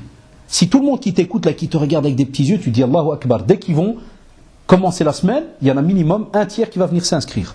Toi, tu apprends quoi? Que le cours, il se pourrait même qu'il va sauter. Et Ikhwan, on va donner quoi à notre génération future là qui va venir? On va donner quoi à nos enfants? Est-ce qu'on va commencer à prier en phonétique? Yallah, qu'on parle sincèrement. Il ne suffit pas conférence sur conférence. Obligatoirement une mosquée, minimum, wallah, en plus je le dis avec honte, minimum 1 fois par semaine, on doit vous retrouver comme ça, avec quelqu'un devant qui donne un cours ou une correction de Coran. Minimum, ya shabab, ya shabab. Est-ce qu'il faut supplier les musulmans pour le faire? C'est honteux, on ne peut pas supplier pour ça. Parce que c'est la base dans notre pratique. Et voilà pourquoi certains prédicateurs, ils veulent plus. Des fois, ils disent, il est préférable dans certains endroits d'arrêter, comme ça, quand les gens t'appellent ou te demandent, tu leur dis non, allez, il y a le CD. Ah frère, on voudrait une conférence sur Shaitan Kada. Ouais, il y a un CD, va l'écouter. Yallah, investis, va, achète-la, va l'écouter. Parce que, ya ikhwan, ce qu'on n'est pas conscient de l'art d'Aliko, mais ça c'est une tentation de Shaitan, c'est que Satan peut t'arnaquer même en venant à une conférence. Vous allez me dire, comment ça, subhanallah, alors qu'on vient à une conférence? Vous savez comment? Non. Ça suffit. Non. Ça, c'est encore un autre problème. On ne met pas en pratique. Parce que Satan sait que toute personne qui vient à une conférence, qu'il a entendue, il a une responsabilité sur son dos. Et attention, même si quelqu'un d'entre vous voudrait faire le satanique et me dirait « Ah, c'est comme ça, ben je viens pas aux conférences. » C'est pire. Parce qu'il y a un petit malin qui pourrait dire « Ah, c'est comme ça que ça marche. Ben je viens pas, c'est mieux. Ça, j'ai pas de responsabilité. » Wallahi, c'est pire. Parce que si tu viens pas, c'est encore x2. C'est que tu savais qu'il y avait, tu viens pas. Donc n'importe quel calcul tu fais, tu es à côté de la plaque. Tu vois, subhanallah. Donc, ikhwan, si je devais demander aux frères et aux sœurs qui veut le paradis, tout le monde lèverait la main. C'est vrai ou pas? Et à quel prix, ikhwan? À quel prix? Allah yajazikum bikhair. À quel prix? Pourquoi avons-nous rendu nos mosquées mortes comme des cimetières? Wallah al-adim, certaines mosquées, c'est des cimetières. À part la prière obligatoire, après il n'y a plus rien. Alash. Maintenant, s'il fallait faire un test entre nous, maintenant que chacun récite la Fatiha, Wallah, tu vas trouver des erreurs. J'ai pas dit chez tout le monde. J'ai dit tu vas trouver des erreurs. C'est vrai ou pas, Shabab? Moi, je veux bien un jour revenir et on fait que ça. Dans plein de domaines. Citer les piliers de la prière. Qu'est-ce qui est obligatoire dans la prière ou pas? Faire un tas de sujets sur l'ABC. Dans les ablutions, la même chose. Et vous allez voir. On est des fois, Wallah, très loin de certains sujets. Mais on veut quand même la réussite sur terre. Et on veut le paradis. Et on veut faire face aux tentations, et on veut être prêt, soi-disant la plage, la drogue, kada, ceci, cela, les filles. Impossible, wallahi. Impossible, ikhwan. Il faut une certaine manière de fonctionnement journalière. Il faut une muraqaba, un contrôle journalier sur ce que vous faites, sur ce que vous dites, sur ce que vous avez appris. Qu'as-tu acquis aujourd'hui? Qu'est-ce que tes frères et sœurs ont acquis à la maison? Qu'est-ce que ton père et ta mère ont acquis? Si tu es marié, qu'est-ce que ta femme, tes enfants, et ainsi de suite. Regardez quel travail de fou. Même nous, si on vient chez vous donner conférence, Wallah, on laisse un programme à la maison. Je sais que c'est pas facile, mais madame, elle le remplace, elle prend la relève. Même si je vais être absent, par exemple, un week-end, madame va prendre la relève. Mais elle sait automatiquement qu'en semaine, je dois donner ma part de nouveau. Et ça tourne.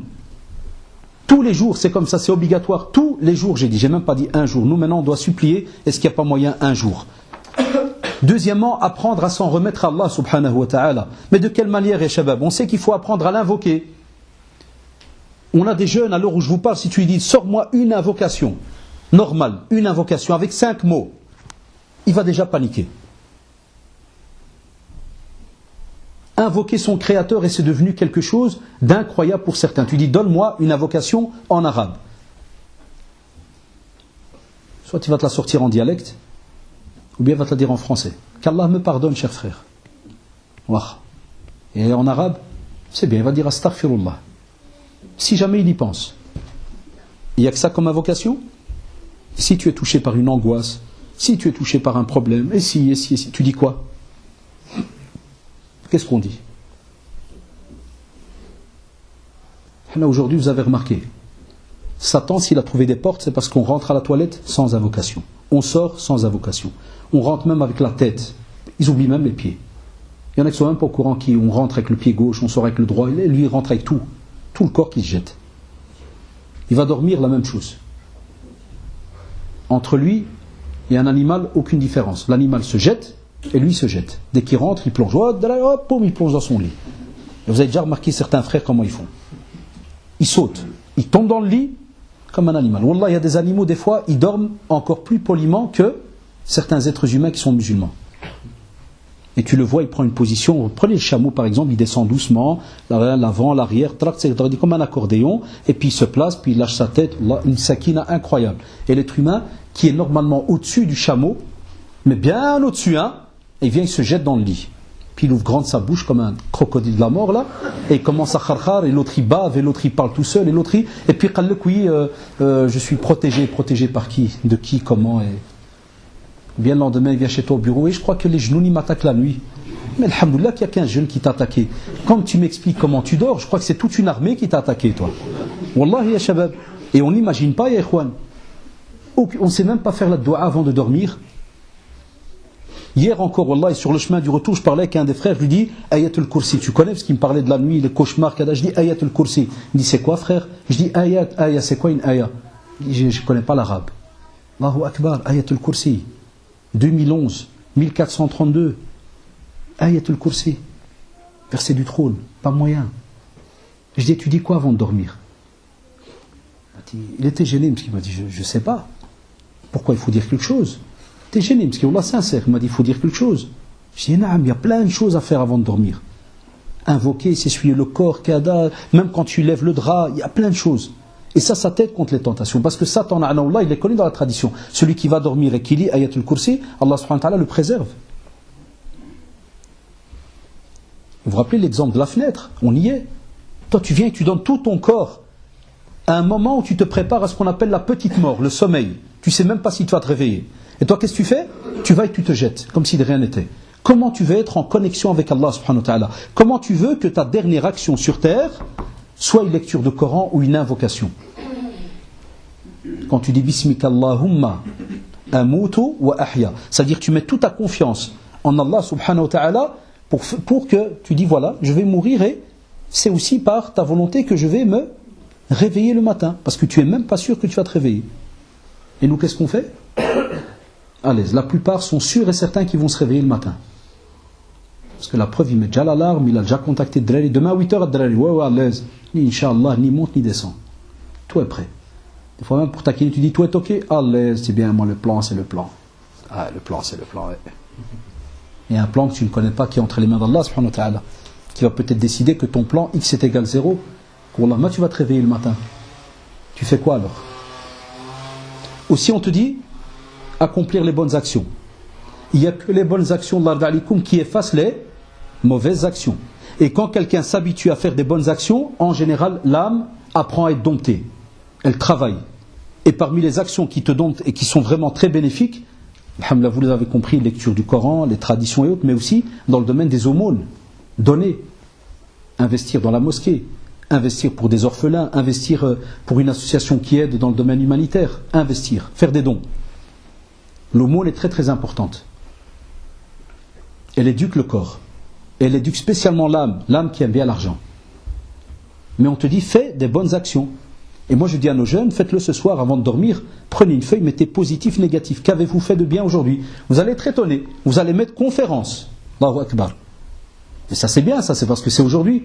Mais à partir de dimanche, il n'y a plus de conférence, alors on met quoi? Qu'on soit logique, la prochaine, comme a dit le frère, c'est le 13 mai. Donc il y en a qui vont se mettre en stand-by, en pause, aujourd'hui, dès qu'ils vont sortir tantôt. Ils ne vont réouvrir le cartable de l'islam que le 13 mai. Il est venu faire un entretien, il a chargé un peu la batterie, puis il repart. Il se dit, ouais, d'ici le 13, si ça diminue, ça va remonter, t'inquiète. Non, c'est un jeu risqué, wallahi. Pourquoi de nouveau? Parce que si l'âme descend, au début, si elle est hyper au top, elle est mutma'inna, elle est agréée. Vous savez, on en a parlé il y a quelques mois, et puis elle descend, elle est lawama, si jamais elle diminue dans la pratique. Elle est lawama, ça veut dire qu'elle pratique encore, mais elle se blâme. Elle est là, elle fait son possible. Mais elle est la plus dangereuse, pourquoi? Parce que si jamais, elle commet encore des erreurs, où est-ce qu'elle va? Ammara bisou. Elle descend. Et si la mort te prend au moment où tu es avec cette âme qui est instigatrice et qui te pousse à commettre le mal, t'es foutu. Là c'est grave alors. Aussi on vous dit la sincérité. وَمَنْ يَتَّقِ اللَّهِ يَجْعَلْ لَهُ مَخْرَجًا. Être sincère vis-à-vis d'Allah subhanahu wa ta'ala, ça veut dire le craindre. Mais pas le craindre n'importe comment, c'est une crainte révérentielle. Ça veut dire que c'est une crainte d'humilité et de respect. Ça veut dire que tu fais ton possible qu'en journée ou le soir, tu réfléchis et tu te dis, j'espère qu'Allah subhanahu wa ta'ala ne me verra jamais dans une situation où je sais que j'aurai honte qu'il me voit dans cette situation-là. Invoque, dis ça. Même en français. Dis, Ya Rab, Ya Allah, fais en sorte que je ne sois jamais dans une situation où tu vas me voir dans un état qui est catastrophique. Ya Rabbi, thabbatni, fais en sorte que je sois ferme et que mes pas soient fermes et que mon cœur soit ferme. De la sincérité, Allah subhanahu wa ta'ala te donne alors comme condition, te dit, si jamais tu es de ceux qui le craignent comme il se doit, qui sont sincères vis-à-vis de lui, وَمَنْ يَتَّقِ اللَّهِ يَجْعَلْ لَهُ مَخْرَجًا. Alors à ce moment-là, si et seulement si Allah subhanahu wa ta'ala, il t'aide, il te trouvera toujours une issue à tes problèmes au fur et à mesure. Et il t'aidera des fois contre les tentations. Et la preuve, ceux qui pratiquent, ils le sentent. Wallah, ils le sentent. Il peut y avoir n'importe quoi qui passe devant lui, il s'en fout. Il n'y pense pas, Wallah, mais il y pense. Parce qu'il est connecté d'une autre manière. Et ça demande du travail. C'est pas une semaine, 2 semaines. C'est des mois et des mois de travail. Aussi, Allah d'alikum, abandonner tous les abus. Que ce soit dans le domaine du regard, la parole, l'écoute, la fréquentation. Même, les savants disent, le manger et le sommeil. Même le manger et le sommeil est une des plus grosses portes des tentations. C'est pourquoi quelqu'un qui commence à ne pas savoir régler son sommeil, une des choses qui va sauter, c'est quoi? C'est la prière. Si la prière saute, c'est la plus grande assurance que tu as. C'est la plus belle des protections, la prière. Si elle saute, à Satan, il fait des pirouettes sur la tête. Parce qu'il sait que tu viens d'ouvrir le chapitre de l'kufr, de la mécréance. Wallahi. Il sait que tu as ouvert un des plus graves chapitres. Ça veut dire que si tu meurs dans cette journée-là, sans prière, c'est fini. Il ne faut pas discuter après. On va dire, oui, mais j'ai lu un hadith qui dit celui qui meurt avec la ilaha illallah, il rentre au paradis. Oui, c'est celui qui l'a dit et qui l'a mis en pratique. Pas que tu me dis, oui, l'islam c'est dans le cœur, frère. Oui, ma soeur, pas de problème. Vas-y, fais le gigolo là, il n'y a pas de problème. Vas-y, sors des petites fatwas tous les 2 minutes et il est dans les doigts de pied, il est dans les oreilles, il est dans. Vas-y, passe dans tous les membres. Ça, il y en a qui jouent avec ça. Et ils ne remarquent pas qu'en disant cette phrase, le cœur il aime bien ça. Wallahi, le corps il aime bien ça, il s'amuse. Il sait qu'il va rester dans les passions. Et Satan, il s'installe, mais à l'aise sur ta tête. Et il te pousse. Reste dans cet état, c'est bien. Continue à penser de cette manière-là. Tu vas réussir, t'inquiète. Mais vous savez très bien, la réalité, c'est laquelle? Tu vas rater ta vie ici-bas et ta vie dans l'au-delà. C'est pour ça que قَدْ أَفْلَحَ مَنْ زَكَّاهَا وَقَدْ خَابَ مَنْ دَسَّاهَا d'office. Aura réussi celui qui l'aura purifié.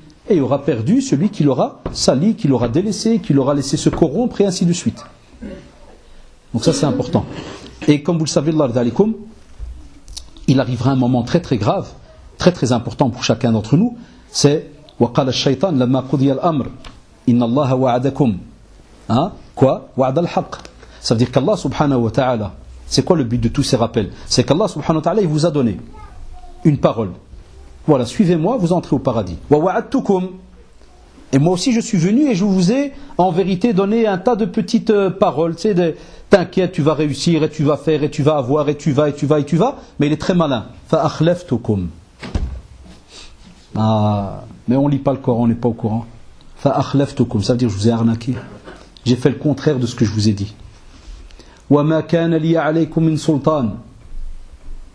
Tchouf le mousrot comment il est ce shaitan. Il dit je n'ai aucun pouvoir et vous le savez.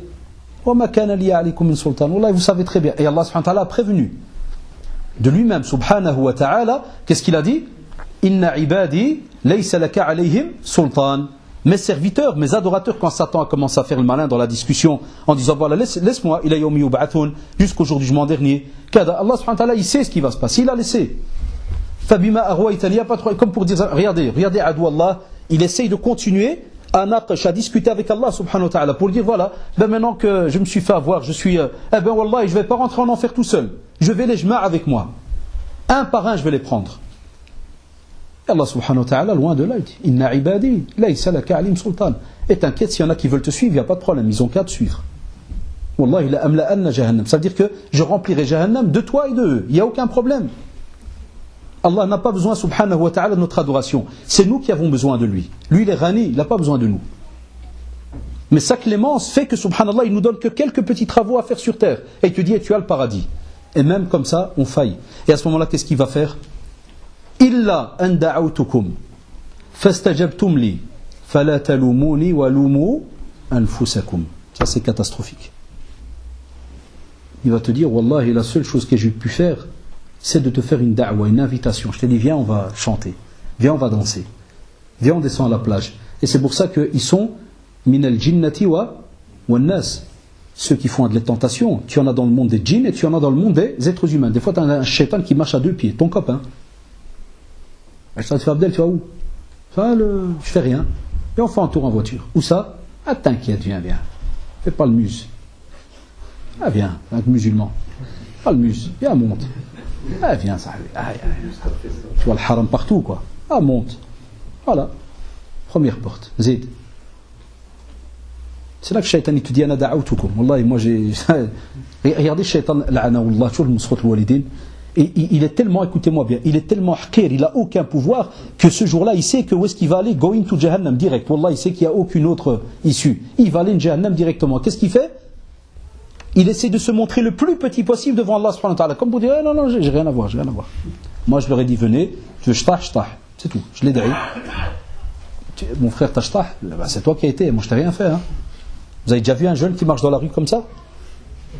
Et tu lui dis Abdel, qu'est-ce qui se passe? C'est Shaitan, il m'a enchaîné, on va à une discothèque, j'arrive. Jamais de la vie. Wallahi, jamais. Vous en avez qui a déjà vu? Il me lève la main ici. Qui en a déjà vu? Il marche avec les mains levées comme ça au ciel et comme s'ils sont enchaînés. Tu vas où? Je suis avec Shaitan, j'arrive. Jamais. Et il y en a qui vont le faire le jour du jugement dernier. Ils vont dire Ya Allah, c'est Shaitan. C'est là qu'il va leur dire non. Ah non. Il y en a même qui sont tellement habitués à dire Shaitan, à un point où même si Shaitan il n'a rien fait, ils vont dire c'est Shaitan. Il y a des gens comme ça. Dès que tu lui dis un mot, c'est Shaitan. Quand tu pries à Shaitan, tout le temps, il n'y a que ce mot dans sa bouche. Un point où le jugement dernier, c'est pour être Shaitan, il ne va même pas le reconnaître. Toi, je n'ai jamais vu moi. Moi j'ai déjà égaré plein, mais toi je ne me rappelle pas toi. Il y a des drali comme ça, tous les 10 secondes, Shaitan. Pourquoi tu n'as pas prié Shaitan? Pourquoi tu n'as pas été à la mosquée Shaitan? Voilà, si des fois Shaitan il pouvait parler, tu dirais Coco, arrête de déconner, je t'ai rien dit, moi je t'ai même pas vu. Je viens de terminer un client, je t'ai pas encore vu. J'ai même pas eu le temps de faire l'ousouest, tu m'as déjà collé 3 enroulés en 10 secondes. Imaginez-vous la scène. Et les gens, là, ils le font tous les 10 secondes. Le père, il vient, Saletillah, là, je vois Shaitan al-Walidullah, Shaitan. Comment ça? Est-ce qu'on rigole pas d'Allah subhanahu wa ta'ala à ce moment-là? Et vous voulez avoir une bonne fin ou une mauvaise fin? Tout le monde veut une bonne fin. Fallah jazikum bikhir, comme vous l'avez remarqué, il y a un tas de choses qui sont importantes à mettre en pratique. Pour que quand arrivent ces moments-là, comme le sujet d'aujourd'hui, l'été, comme vous le savez, l'été c'est un moment de tentation assez grave. Mais je crois que vous avez remarqué que, alhamdoulilah, pendant l'année, on a fait un tas de rappels, ya ikhwan. Inch'Allah, le 13, ça sera le dernier rappel de l'année. Mais on espère, Allah ardalikum. Je vous parle, Allah, c'est sincère, ça vient du fond du cœur. Avant, je venais jamais à Maubeuge. Et vous vous rappelez, parce qu'il y avait le frère Mustapha qui venait. Et comme je le dis toujours, c'est comme ça même dans les autres mosquées. On ne vient pas pour venir. Parce que vous avez, wallah, il y a aussi des gens qui sont compétents ici, qui sont capables de venir s'asseoir et de faire des rappels. Ici, jazakumullah, par respect, vous nous appelez. On sait qu'il y a des personnes qui peuvent s'asseoir ici et faire des rappels. Il faut, Allah ardalikum, que ces rappels soient suivis de la pratique, premièrement. Et deuxièmement, Allah ardalikum, il faut que ces rappels soient transmis à vos amis. C'est une amana qu'on vous met sur votre dos. Que ça soit à l'école, que ça soit dans la rue, au travail, le voisin, dans la famille. Petite parole douce, avec un sourire simple. Et au moins, alhamdulillah, tu te dis, le jour du jugement dernier, celui qui a été tenté sur terre ne viendra pas dire, Ya Allah, il savait et il ne m'a jamais rien dit. C'est ça notre rêve et notre but à tous. On ne veut pas que quelqu'un se colle à nous le jour du jugement dernier. On a assez avec notre dossier, c'est vrai ou pas, chef? On a assez avec notre vie. Mais Allah ardalikum, le musulman n'est pas un égoïste, il ne vit pas tout seul. Il doit absolument penser aussi à ceux qui l'entourent. Jazakumullah pour votre écoute et, comme d'habitude, les questions, Inch'Allah, sont là pour voir un petit peu le côté pratique de tout ce qu'on vient d'expliquer. Donc, théoriquement, Inch'Allah. Ça fait.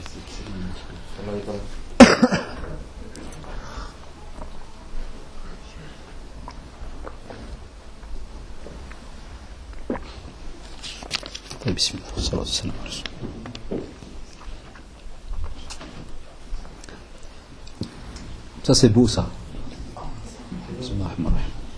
Écoutez bien. Et ça c'est un beau petit cours, Inch'Allah. Cette question, c'est un beau petit cours pour nous tous. Est-ce que la chicha est haram ou déconseillée? Si elle est haram, en quoi? Verset, hadith, 3 petits points. Je vais poser une bête question. Yallah, toute bête.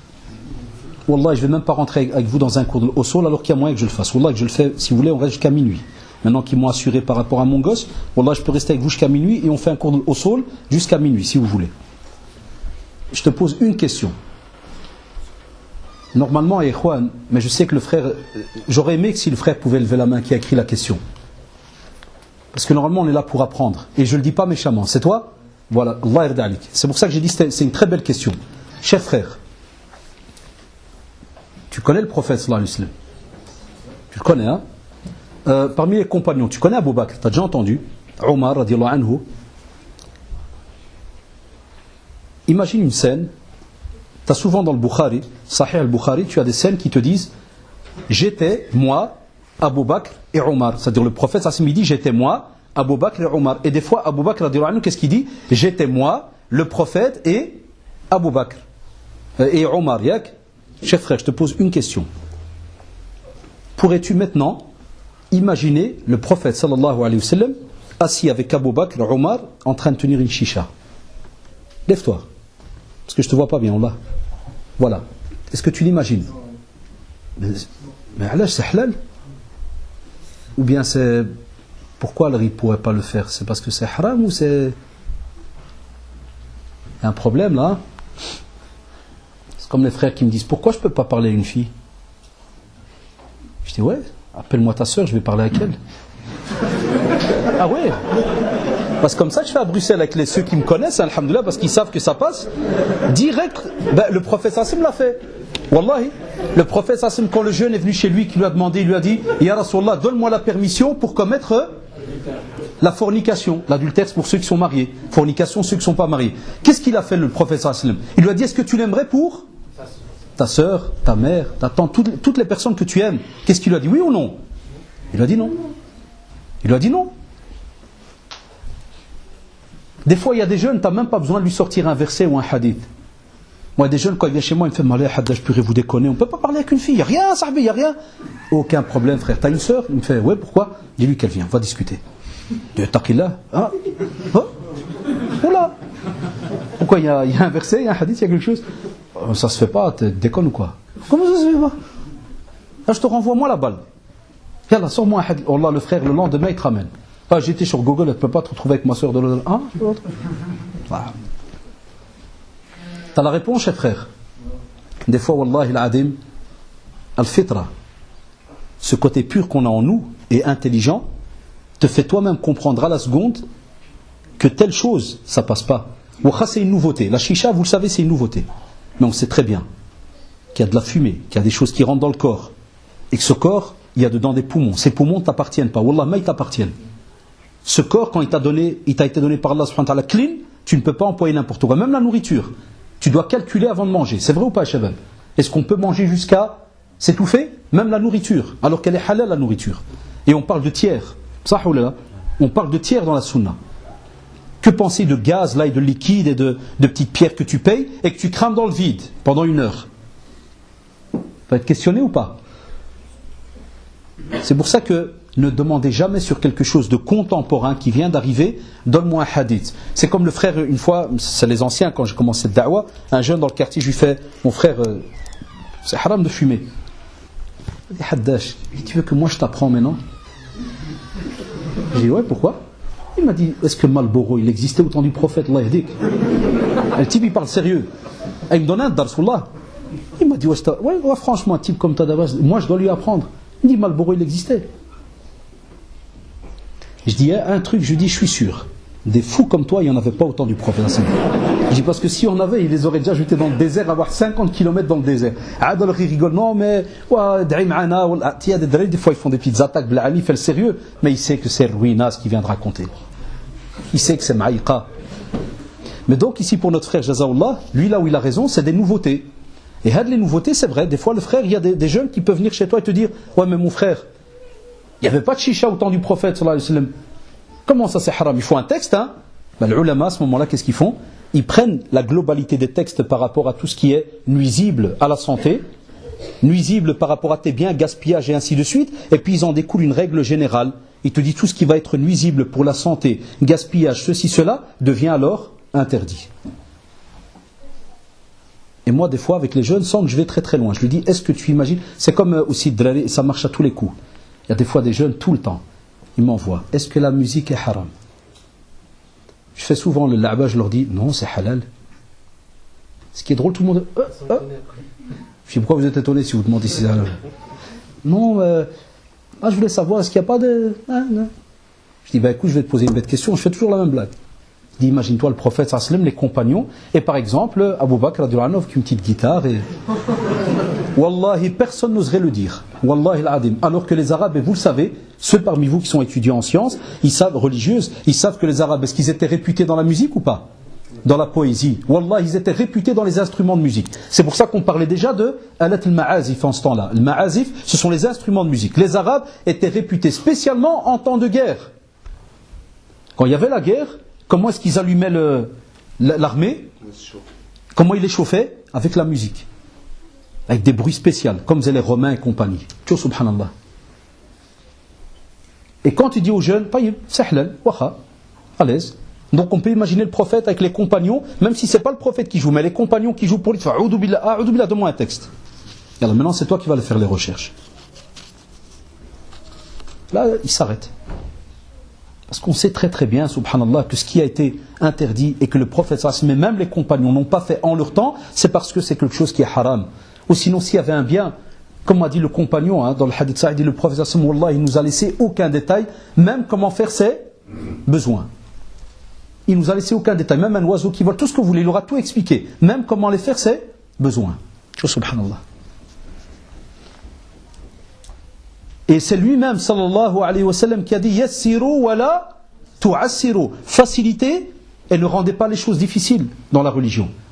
Et on irait comme ça, et parce qu'il y a des jeunes, des fois ils pensent que les imams, les prédicateurs ou les savants, ils croient que le rôle, vous savez, c'est quoi? C'est que le soir ils s'assient devant les livres et ils disent tiens, aujourd'hui on va embêter la communauté. Qu'est-ce qu'on va rendre haram? Qu'est-ce qu'on va le rendre haram? Tiens.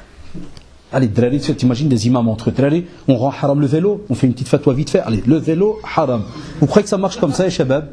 Ça veut dire qu'ils sont là pour rendre les choses haram et difficiles? Loin de là, parce que la base de la religion, c'est alhamdoulilah, la règle dans au sol elle est connue, c'est qu'à la base toutes les choses sont halal jusqu'à preuve du contraire. Donc Allah radalikum, quand on vous dit que telle chose n'est pas bien, c'est pas comme ça pour embêter. C'est pas pour rendre la chose interdite comme ça dans le vide, loin de là. D'accord, Allah radalikum.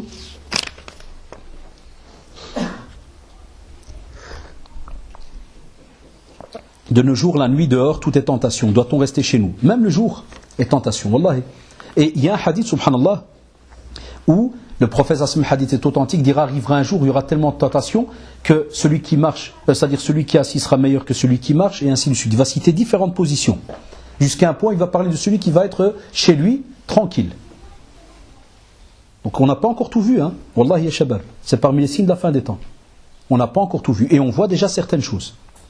Et c'est pour cela, subhanallah, on a des personnes qui aujourd'hui, lorsque tu leur dis, c'est pas parce qu'il y a des tentations que tu ne peux pas sortir. Tu peux sortir. Mais c'est à toi de t'éduquer. Tu peux sortir. Mais c'est à toi d'éduquer tes yeux. Tu marches dehors, regarde devant toi, point à la ligne. Parce que la question elle est bien, mais il ne faut pas qu'on devienne des paranoïaques. Ça c'est encore un autre problème. Il y a des tentations, il y a des problèmes.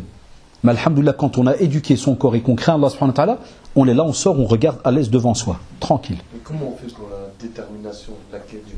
Ah mais ça on a expliqué tout à l'heure. C'est tout un travail journalier. Que ça soit avec le dua, que ça soit avec la lecture du Coran, que ça soit avec les études que l'on fait, que ça soit avec les assises de religion, que ça soit la prière, les 5 prières en groupe à la mosquée. Ya ikhwan, je viens de citer en même pas 8 secondes 5 à 6 actes. Si tu mets ces 6 actes en pratique, billah alik, est-ce que tu sens pas un changement en toi? Qu'on soit honnête, sahulala, il y a une force qui est là.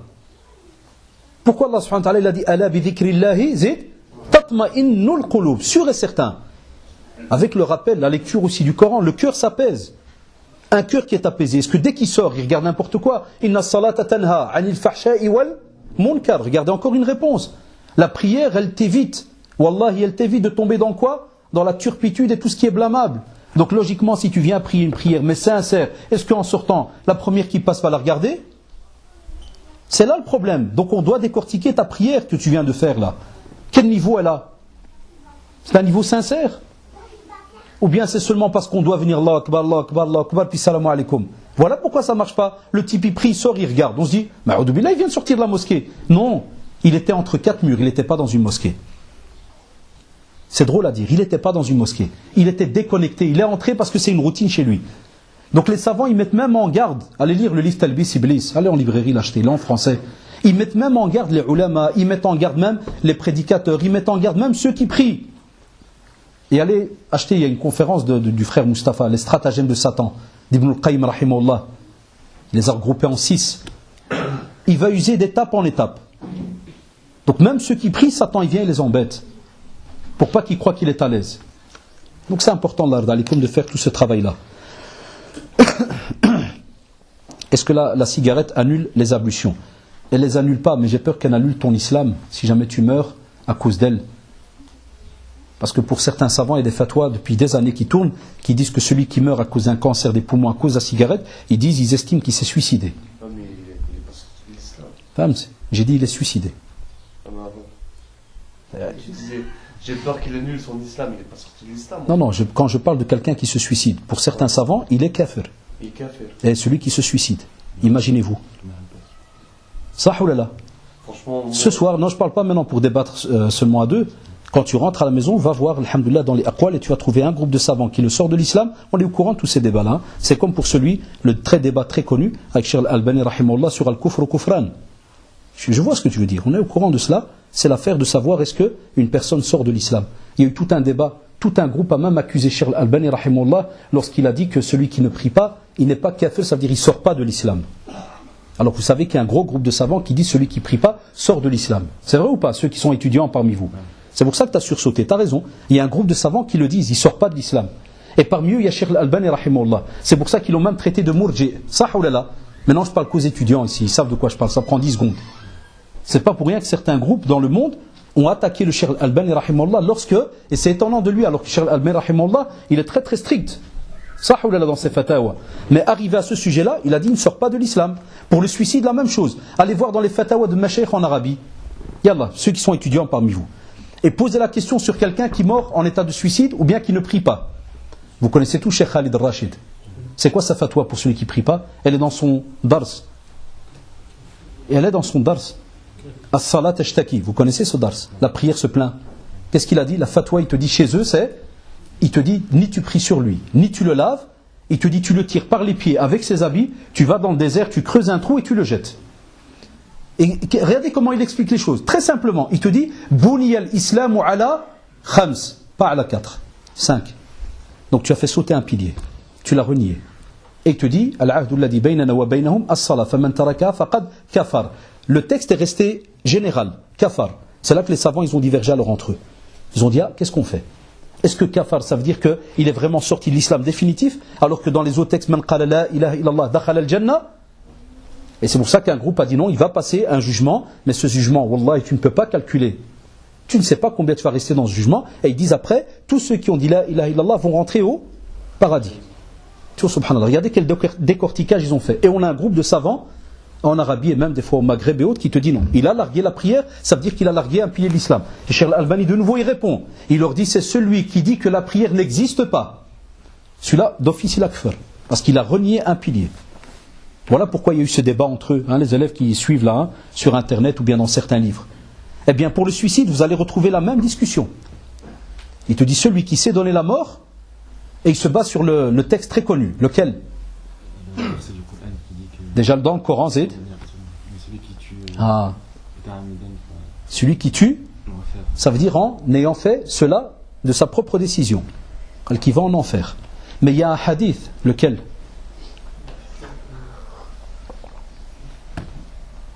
Vous vous rappelez le soldat là qui se battait? Non, mais il s'est blessé.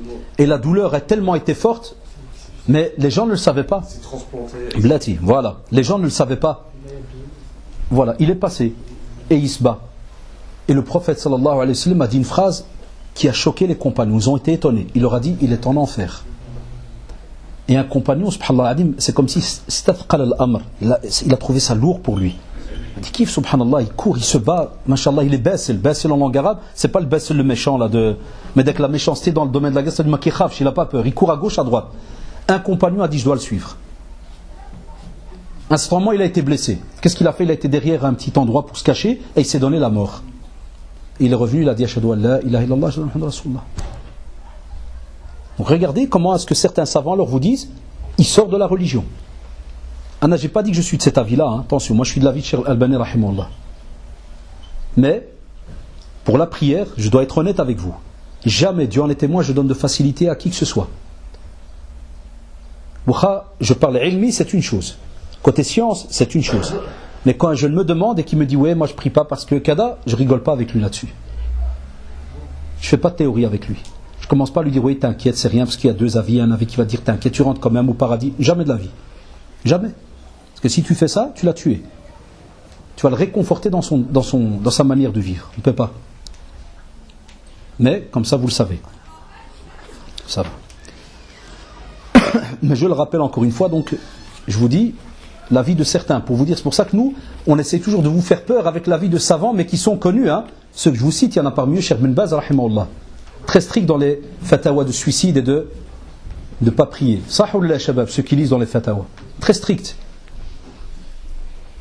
Alhamdulillah que, comme je dis souvent dans des conférences, on essaye encore avec la prédication d'ouvrir des portes à certains. De leur dire tu pries pas, ou reviens. Et on est aussi de ceux de Al-Sunnah qui disent qu'on ne doit pas dire aux gens t'es un kafir, tu pries pas, tu dis t'es un kafir. Là, à part celui qui te le dit en face, tu dis pas de prière, c'est de la bêtise, c'est ceci, t'insultes cela, tu dis avec ce que tu viens de dire là, c'est du kufr. Et même comme ça, on le pousse à se repentir. Sahullah shabab. Là, on est d'accord. Mais il faut faire attention parce que ce n'est pas des simples dossiers.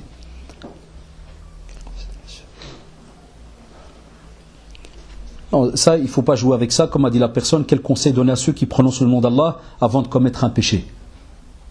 Ça, c'est de la folie de Allah. Donc, je crois que vous devez être strict, comme on l'a dit tout à l'heure. C'est des sujets qu'il ne faut pas, laisser passer.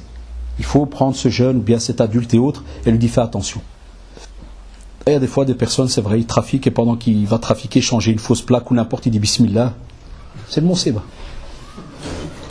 Ou bien il vole, il flotte, il dit Rabbi m'a aidé. Comment ça Rabbi t'a aidé? Donc ça il faut absolument lui faire comprendre qu'on ne peut pas parler d'Allah subhanahu wa ta'ala dans une situation qui est mauvaise. C'est catastrophique. Et comme je le dis toujours, il y a des ouvrages, c'est bien d'offrir à ces personnes-là un ouvrage pour le laisser réfléchir à son aise par rapport à ce qui vient de sortir comme aberration à l'adouillah.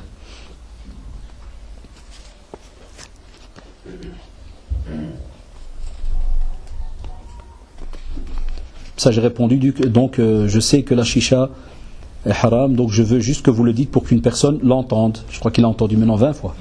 D'accord. C'est quoi un casino? Ah, casino. Casino, c'est un lieu de jeu. Le qmar, comme on dit, c'est un lieu de jeu où vous mettez de l'argent dans les machines, là, des jeux de hasard, poker, kada, ceci, cela. Donc ils ont plusieurs jeux à l'intérieur. Donc ça, c'est un casino. Et il y en a un vers le nord, côté pas loin de l'île, là où j'étais donc hier à Liévin. Il y en a pas un pas loin de chez eux, immense.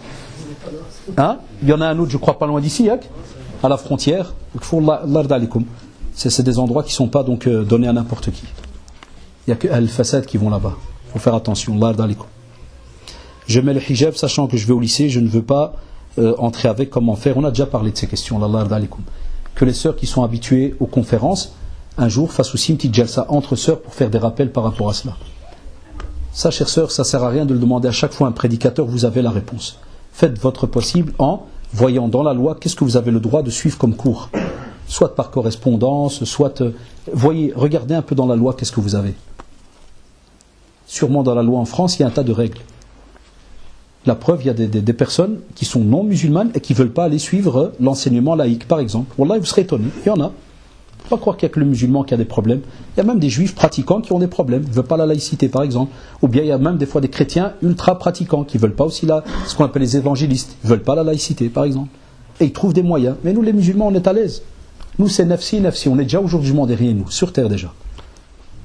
Nous, on se réveille que si notre fille doit porter le voile. Oh, comment ça se fait qu'il n'y a pas d'école musulmane? Réveille-toi, c'est bien, viens.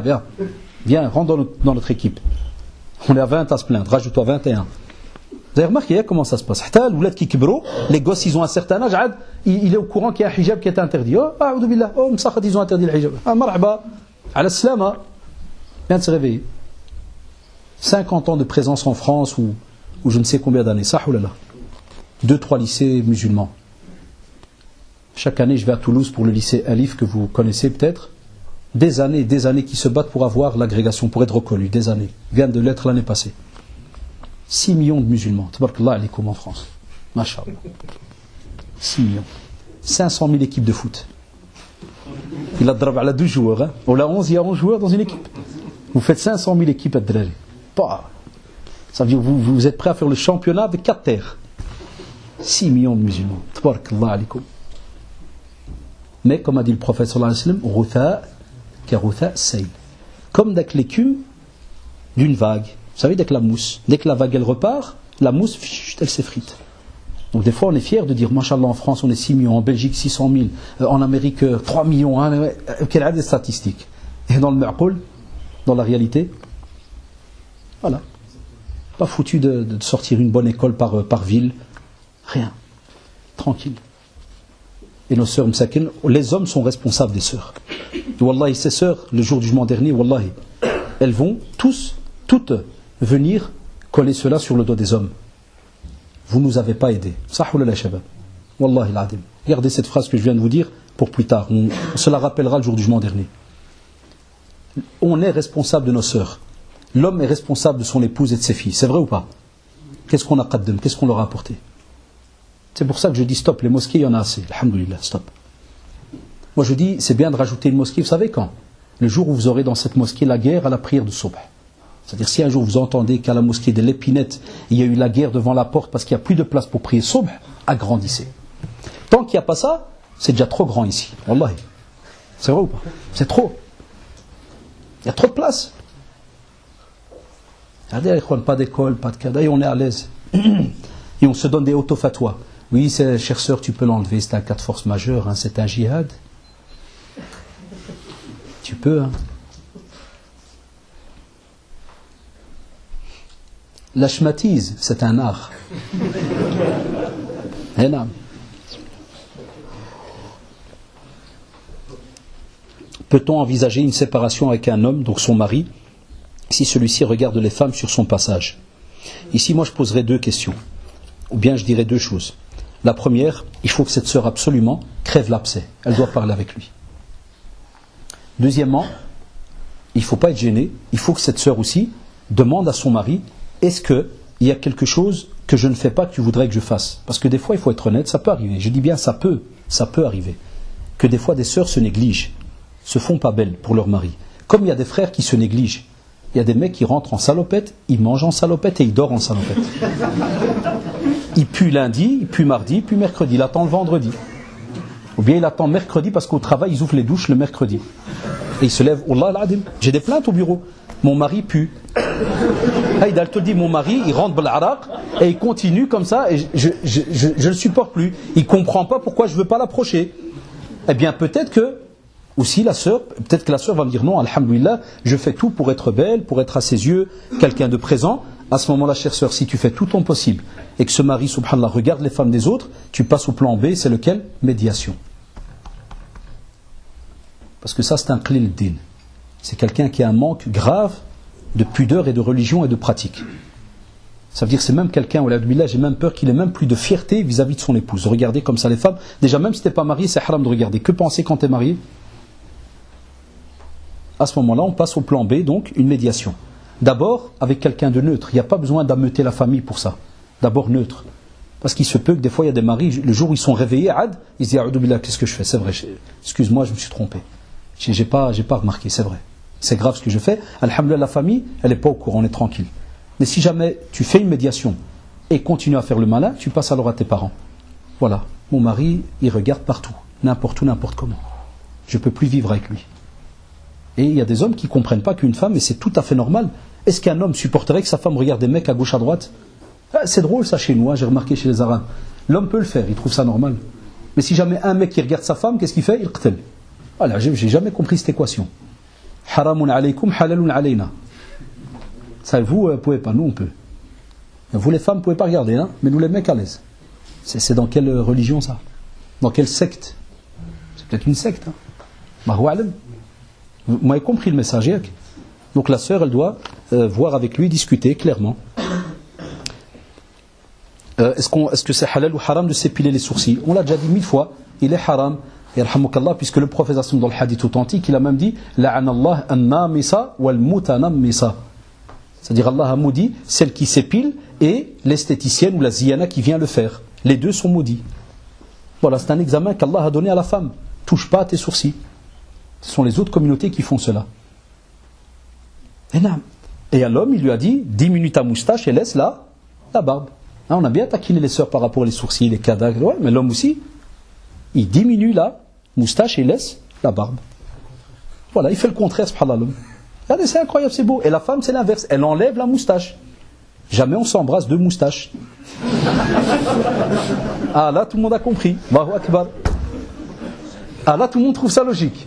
En se disant, ah ouais, mais c'est normal, je ne peux pas embrasser une autre moustache. Donc tu vas lui dire, pourquoi frère? Ah, mais parce qu'une femme, elle n'a pas de moustache. Allahu Akbar. Et elle a quoi une femme? Ben, elle a un visage sans poils. Et l'homme, il a quoi? Ben, il a kada. Ah, Allahu Akbar. Masha'Allah. Tu veux encore un hadith? Non, non, c'est bon, j'ai compris. D'accord, et shabab? Le prophète sallallahu alayhi wa sallam, il a montré, spécialement pour les poils. Il a dit, qu'est-ce qui doit rester, qu'est-ce qui doit être enlevé? C'est vrai ou pas? Nous, on fait l'inverse. Il y a des jeunes, par exemple, ils enlèvent la barbe, mais s'ils lèvent les bras, il y a une forêt qui se relâche. Ah, sha'aru. Hani. Dunia hania. Un vrai mjnoun. Ça veut dire, le prophète il a dit, min sunan al-fitra, c'est dans Sahih al-Bukhari, hein. Ça veut dire qu'on diminue la moustache, on laisse la barbe, on coupe les ongles et on enlève les poils donc des aisselles et on rase les poils du pubis. C'est l'inverse. Nous, tout ce qui doit être enlevé, hachak, tout est là. Et ce qui ne doit pas être enlevé, à l'aise. Alors il faut faire l'inverse maintenant. Maintenant qu'on l'a compris, Inch'Allah, on va faire l'inverse. Et bien chez les sœurs, c'est la même chose. Elles peuvent s'épiler les jambes, peuvent s'épiler d'autres parties du corps, il n'y a pas de problème. Mais le prophète Hassan leur a demandé de ne pas toucher à leurs sourcils. Épile-toi tout le visage. Prends de la cire et colle-toi 1 kilo sur le visage. Si tu veux t'arracher même le visage, vas-y. Mais il t'a dit ne touche pas à tes sourcils. Voilà, c'est le petit examen qu'il te demande. Pour que tu prouves ta foi en Allah subhanahu wa ta'ala. C'est un petit test. Voilà. À quel âge peut-on marier une fille? Ben, les savants, le fuqaha, ils ont parlé des conseillers. Vous vous rappelez les préceptes chez nous? Eh bien, voilà, vous voulez m'envoyer en prison là, hein? Très malin, certains ils en ont marre que je viens ici, pas le faire d'une autre manière, hein? Je ne serais pas venu, il n'y a pas de problème. Hein? Et elle demande aussi, est-ce que vous pouvez faire une conférence sur l'importance des parents? Eh non, Inch'Allah. Donc à quel âge peut-on marier donc une fille? Ben, ici vous êtes dans un pays non musulman, il y a des règles. Eh non. Qu'est-ce que vous croyez que j'allais vous dire? Demain vous envoyez un mail, Haddash a fait passer les lois de l'État avant les lois de l'islam. Je connais la blague, hein? Eh non. Vous savez très bien qu'il y a des problèmes. Et comme je dis toujours, celui qui n'est pas d'accord, il prend sa valise, va faire un tour. Wallahi, c'est la vérité, subhanallah. Si quelqu'un n'est pas d'accord par rapport à des lois qu'il y a dans un bled, l'affaire elle est simple. Tu fais le hijra, tu prends ta valise, tu vas faire un tour.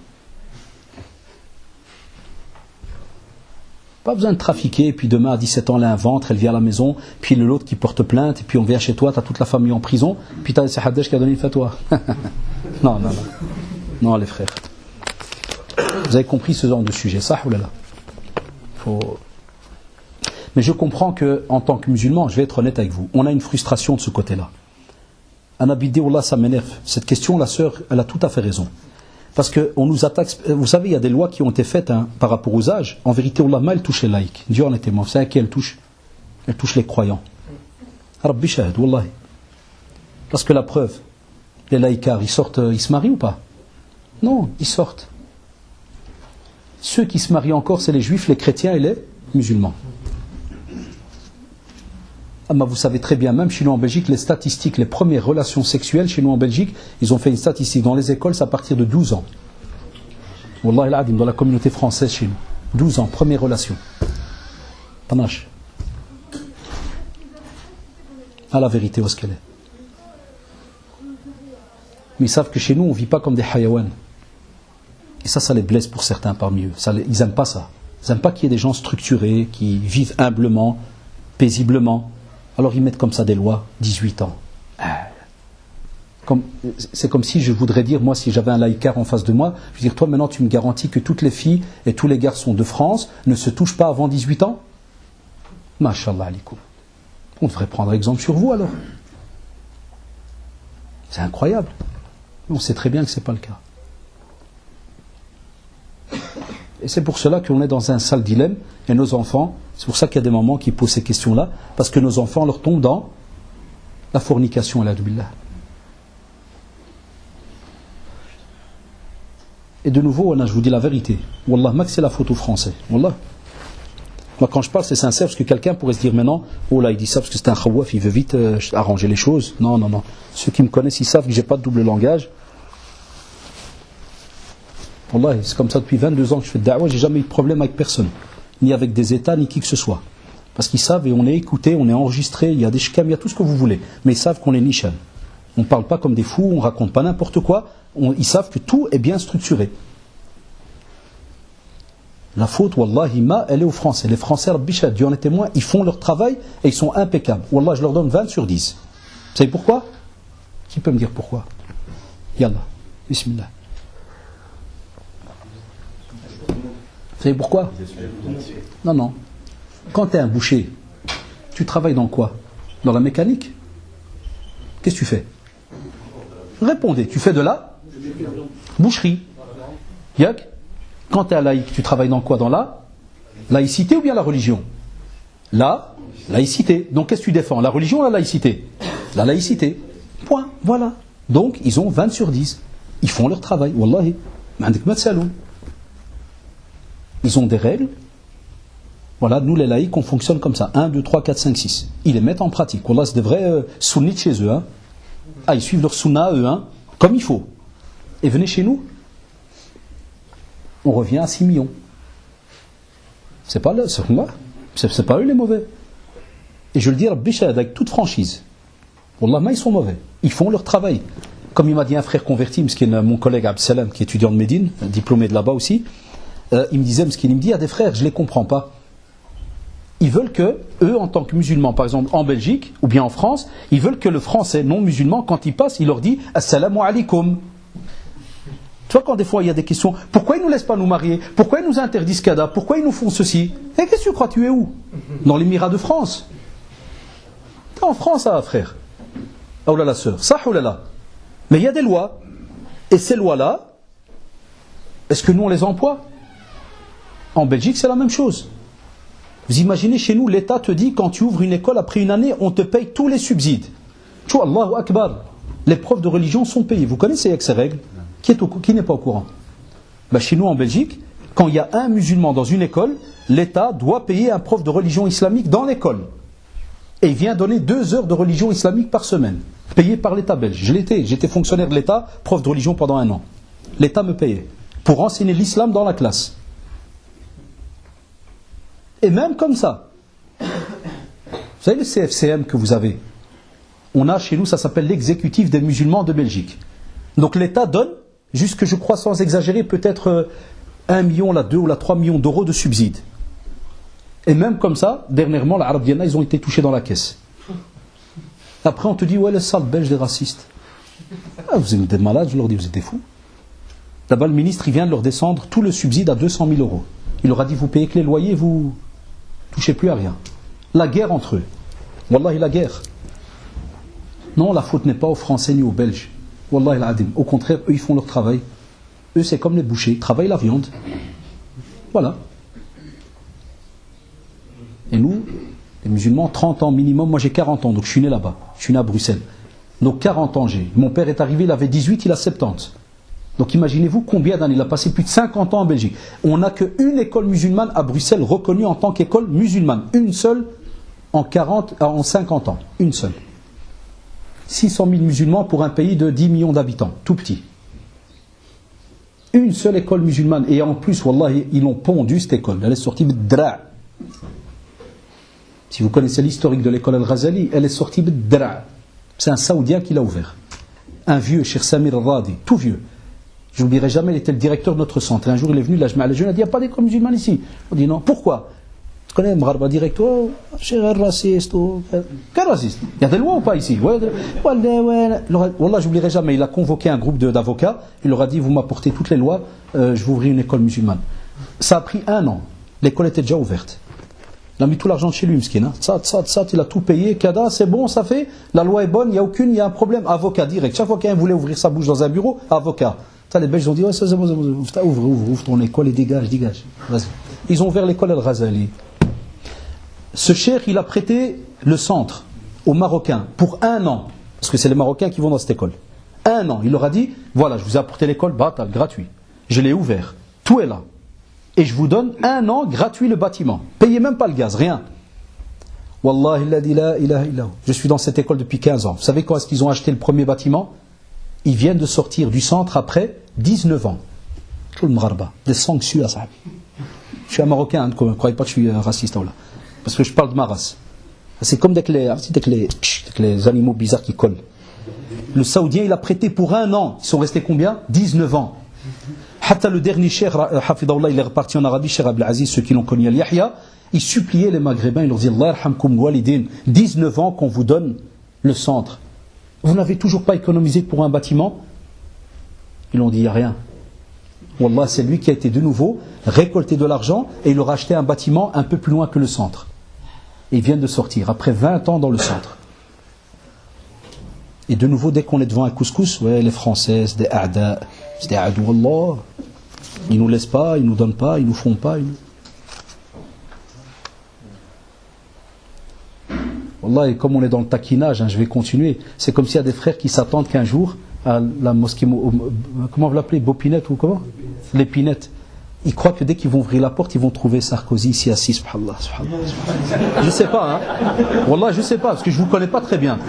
Mais il y en a certains, je crois, qui doivent rêver ça. Qu'un jour, ils vont rentrer, il va leur dire, il vous manque des frais pour un grand. Je vais payer. Vous voulez des imams, hein, vous n'avez pas de... Je vais vous donner des imams. Vous voulez quoi d'autre? Eh, Wallah, Dali. Et ici, je parle maintenant à la nouvelle génération. Nos parents, jazaoumullah, ils ont travaillé avec ce qu'ils ont pu faire. Et ils ont bâti, machallah, les mosquées. Chose que les jeunes ne pourraient plus jamais faire.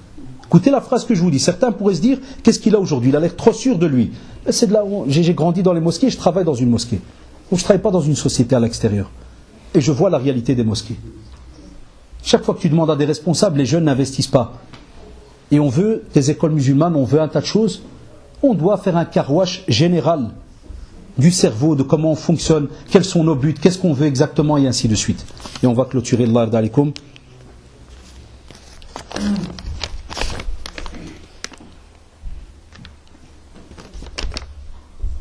Ah, ça tu dois faire attention, frère. C'est que t'es trop beau, parce que frère dit j'ai demandé une fille en mariage, elle a accepté, et la date du mariage est fixée, cependant depuis, une autre fille m'a contacté, et là je ne sais plus quoi faire. Ah, chaque siècle, il y en a comme ça quelques-uns, des beaux gosses, qui sont demandés de partout. Allahu Akbar. Et il est parmi nous, hein.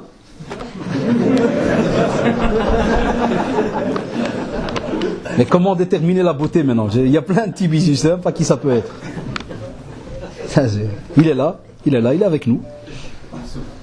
Il reconnaît son papier, il est là. Quelqu'un était peut-être assis à côté de lui. Qui se rappelle quelqu'un a déchiré ce papier? Hein, le beau gosse, il est là. Hein. Les sœurs doivent savoir et les frères doivent savoir qu'on ne va pas demander en mariage quelqu'un qui est dans une procédure de demande. Va pas? Parce que regardez, ça c'est très beau comme question. Regardez la beauté de la sunna du prophète. Regardez ce qui arrive. Voilà pourquoi il a demandé de ne pas aller faire une demande pendant qu'il y a une demande qui est faite. Regardez ce qui arrive.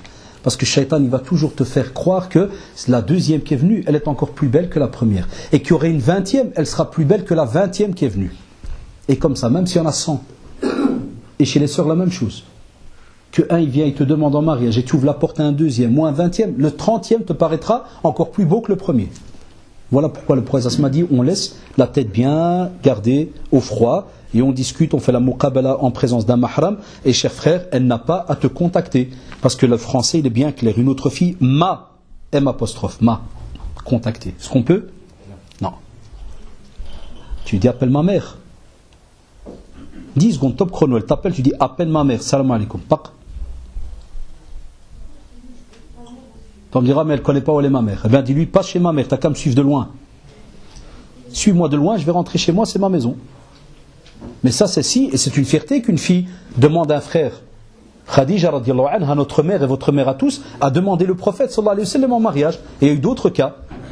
Donc c'est une fierté. Mais on va dire, faites attention. Quand vous êtes sur une demande en mariage, vous ne pouvez pas commencer à regarder à gauche à droite. Terminez d'abord votre dossier. Safiya Shabab, on rappelle le programme des cours dans la mosquée. Ça c'est plus pour les fantômes, Inch'Allah, qui viendront parmi vous. Vous allez venir ou pas? Hein? C'est pas facile, hein? Parce que vous savez pourquoi? Il y a un cours de Coran du lundi au jeudi, Masha'Allah, entre le Maghreb et l'Isha. Il y a un cours de fiqh en français le mercredi après l'Asr. Maintenant c'est le mardi. Le frère il m'a mis mercredi. C'est le mardi? Jazakallah. On a un vrai muhaddith ici. Il faudrait un cours de hadith, ilm al-hadith. Il y a un bon rajel ici. La chaîne de transmission, elle est cours de fiqh le Mardi. Smatou Shabab, le mardi après l'Asr, c'est très beau le cours de fiqh. En vérité, tout est beau ici, le Coran, le fiqh, wallahi. Le mardi, ça fait l'ard alikum, le mardi après l'Asr. Et pour les arabophones, à la mosquée de quoi il y a un cours d'éthique le vendredi après le Maghreb. L'éthique le vendredi après le Maghreb. Et pour les arabophones, à la mosquée de Qouem, Qouem ça se dit, hein? Qouem, pas le S, on lit pas le S. À Qouem, la mosquée de Qouem avec Cheikh Brahim, c'est en Belgique, hein, mashallah. Donc à la mosquée de Qouem avec Cheikh Brahim. Et il y a cours de tafsir le samedi après l'Asr, ou c'est à Qouem. Et donc ceux qui veulent aller à Qouem, il y a un cours de tafsir le samedi après l'Asr et le cours de fiqh le dimanche après l'Asr. Allahu Akbar, regardez combien de cours il y a. Les hommes ou femmes? Pensez qu'aux hommes? Hein? Il n'y a pas de ça dépend, il faut être sûr. Parce que par exemple pour la mosquée ici, ça serait bien que les sœurs entendent aussi le cours.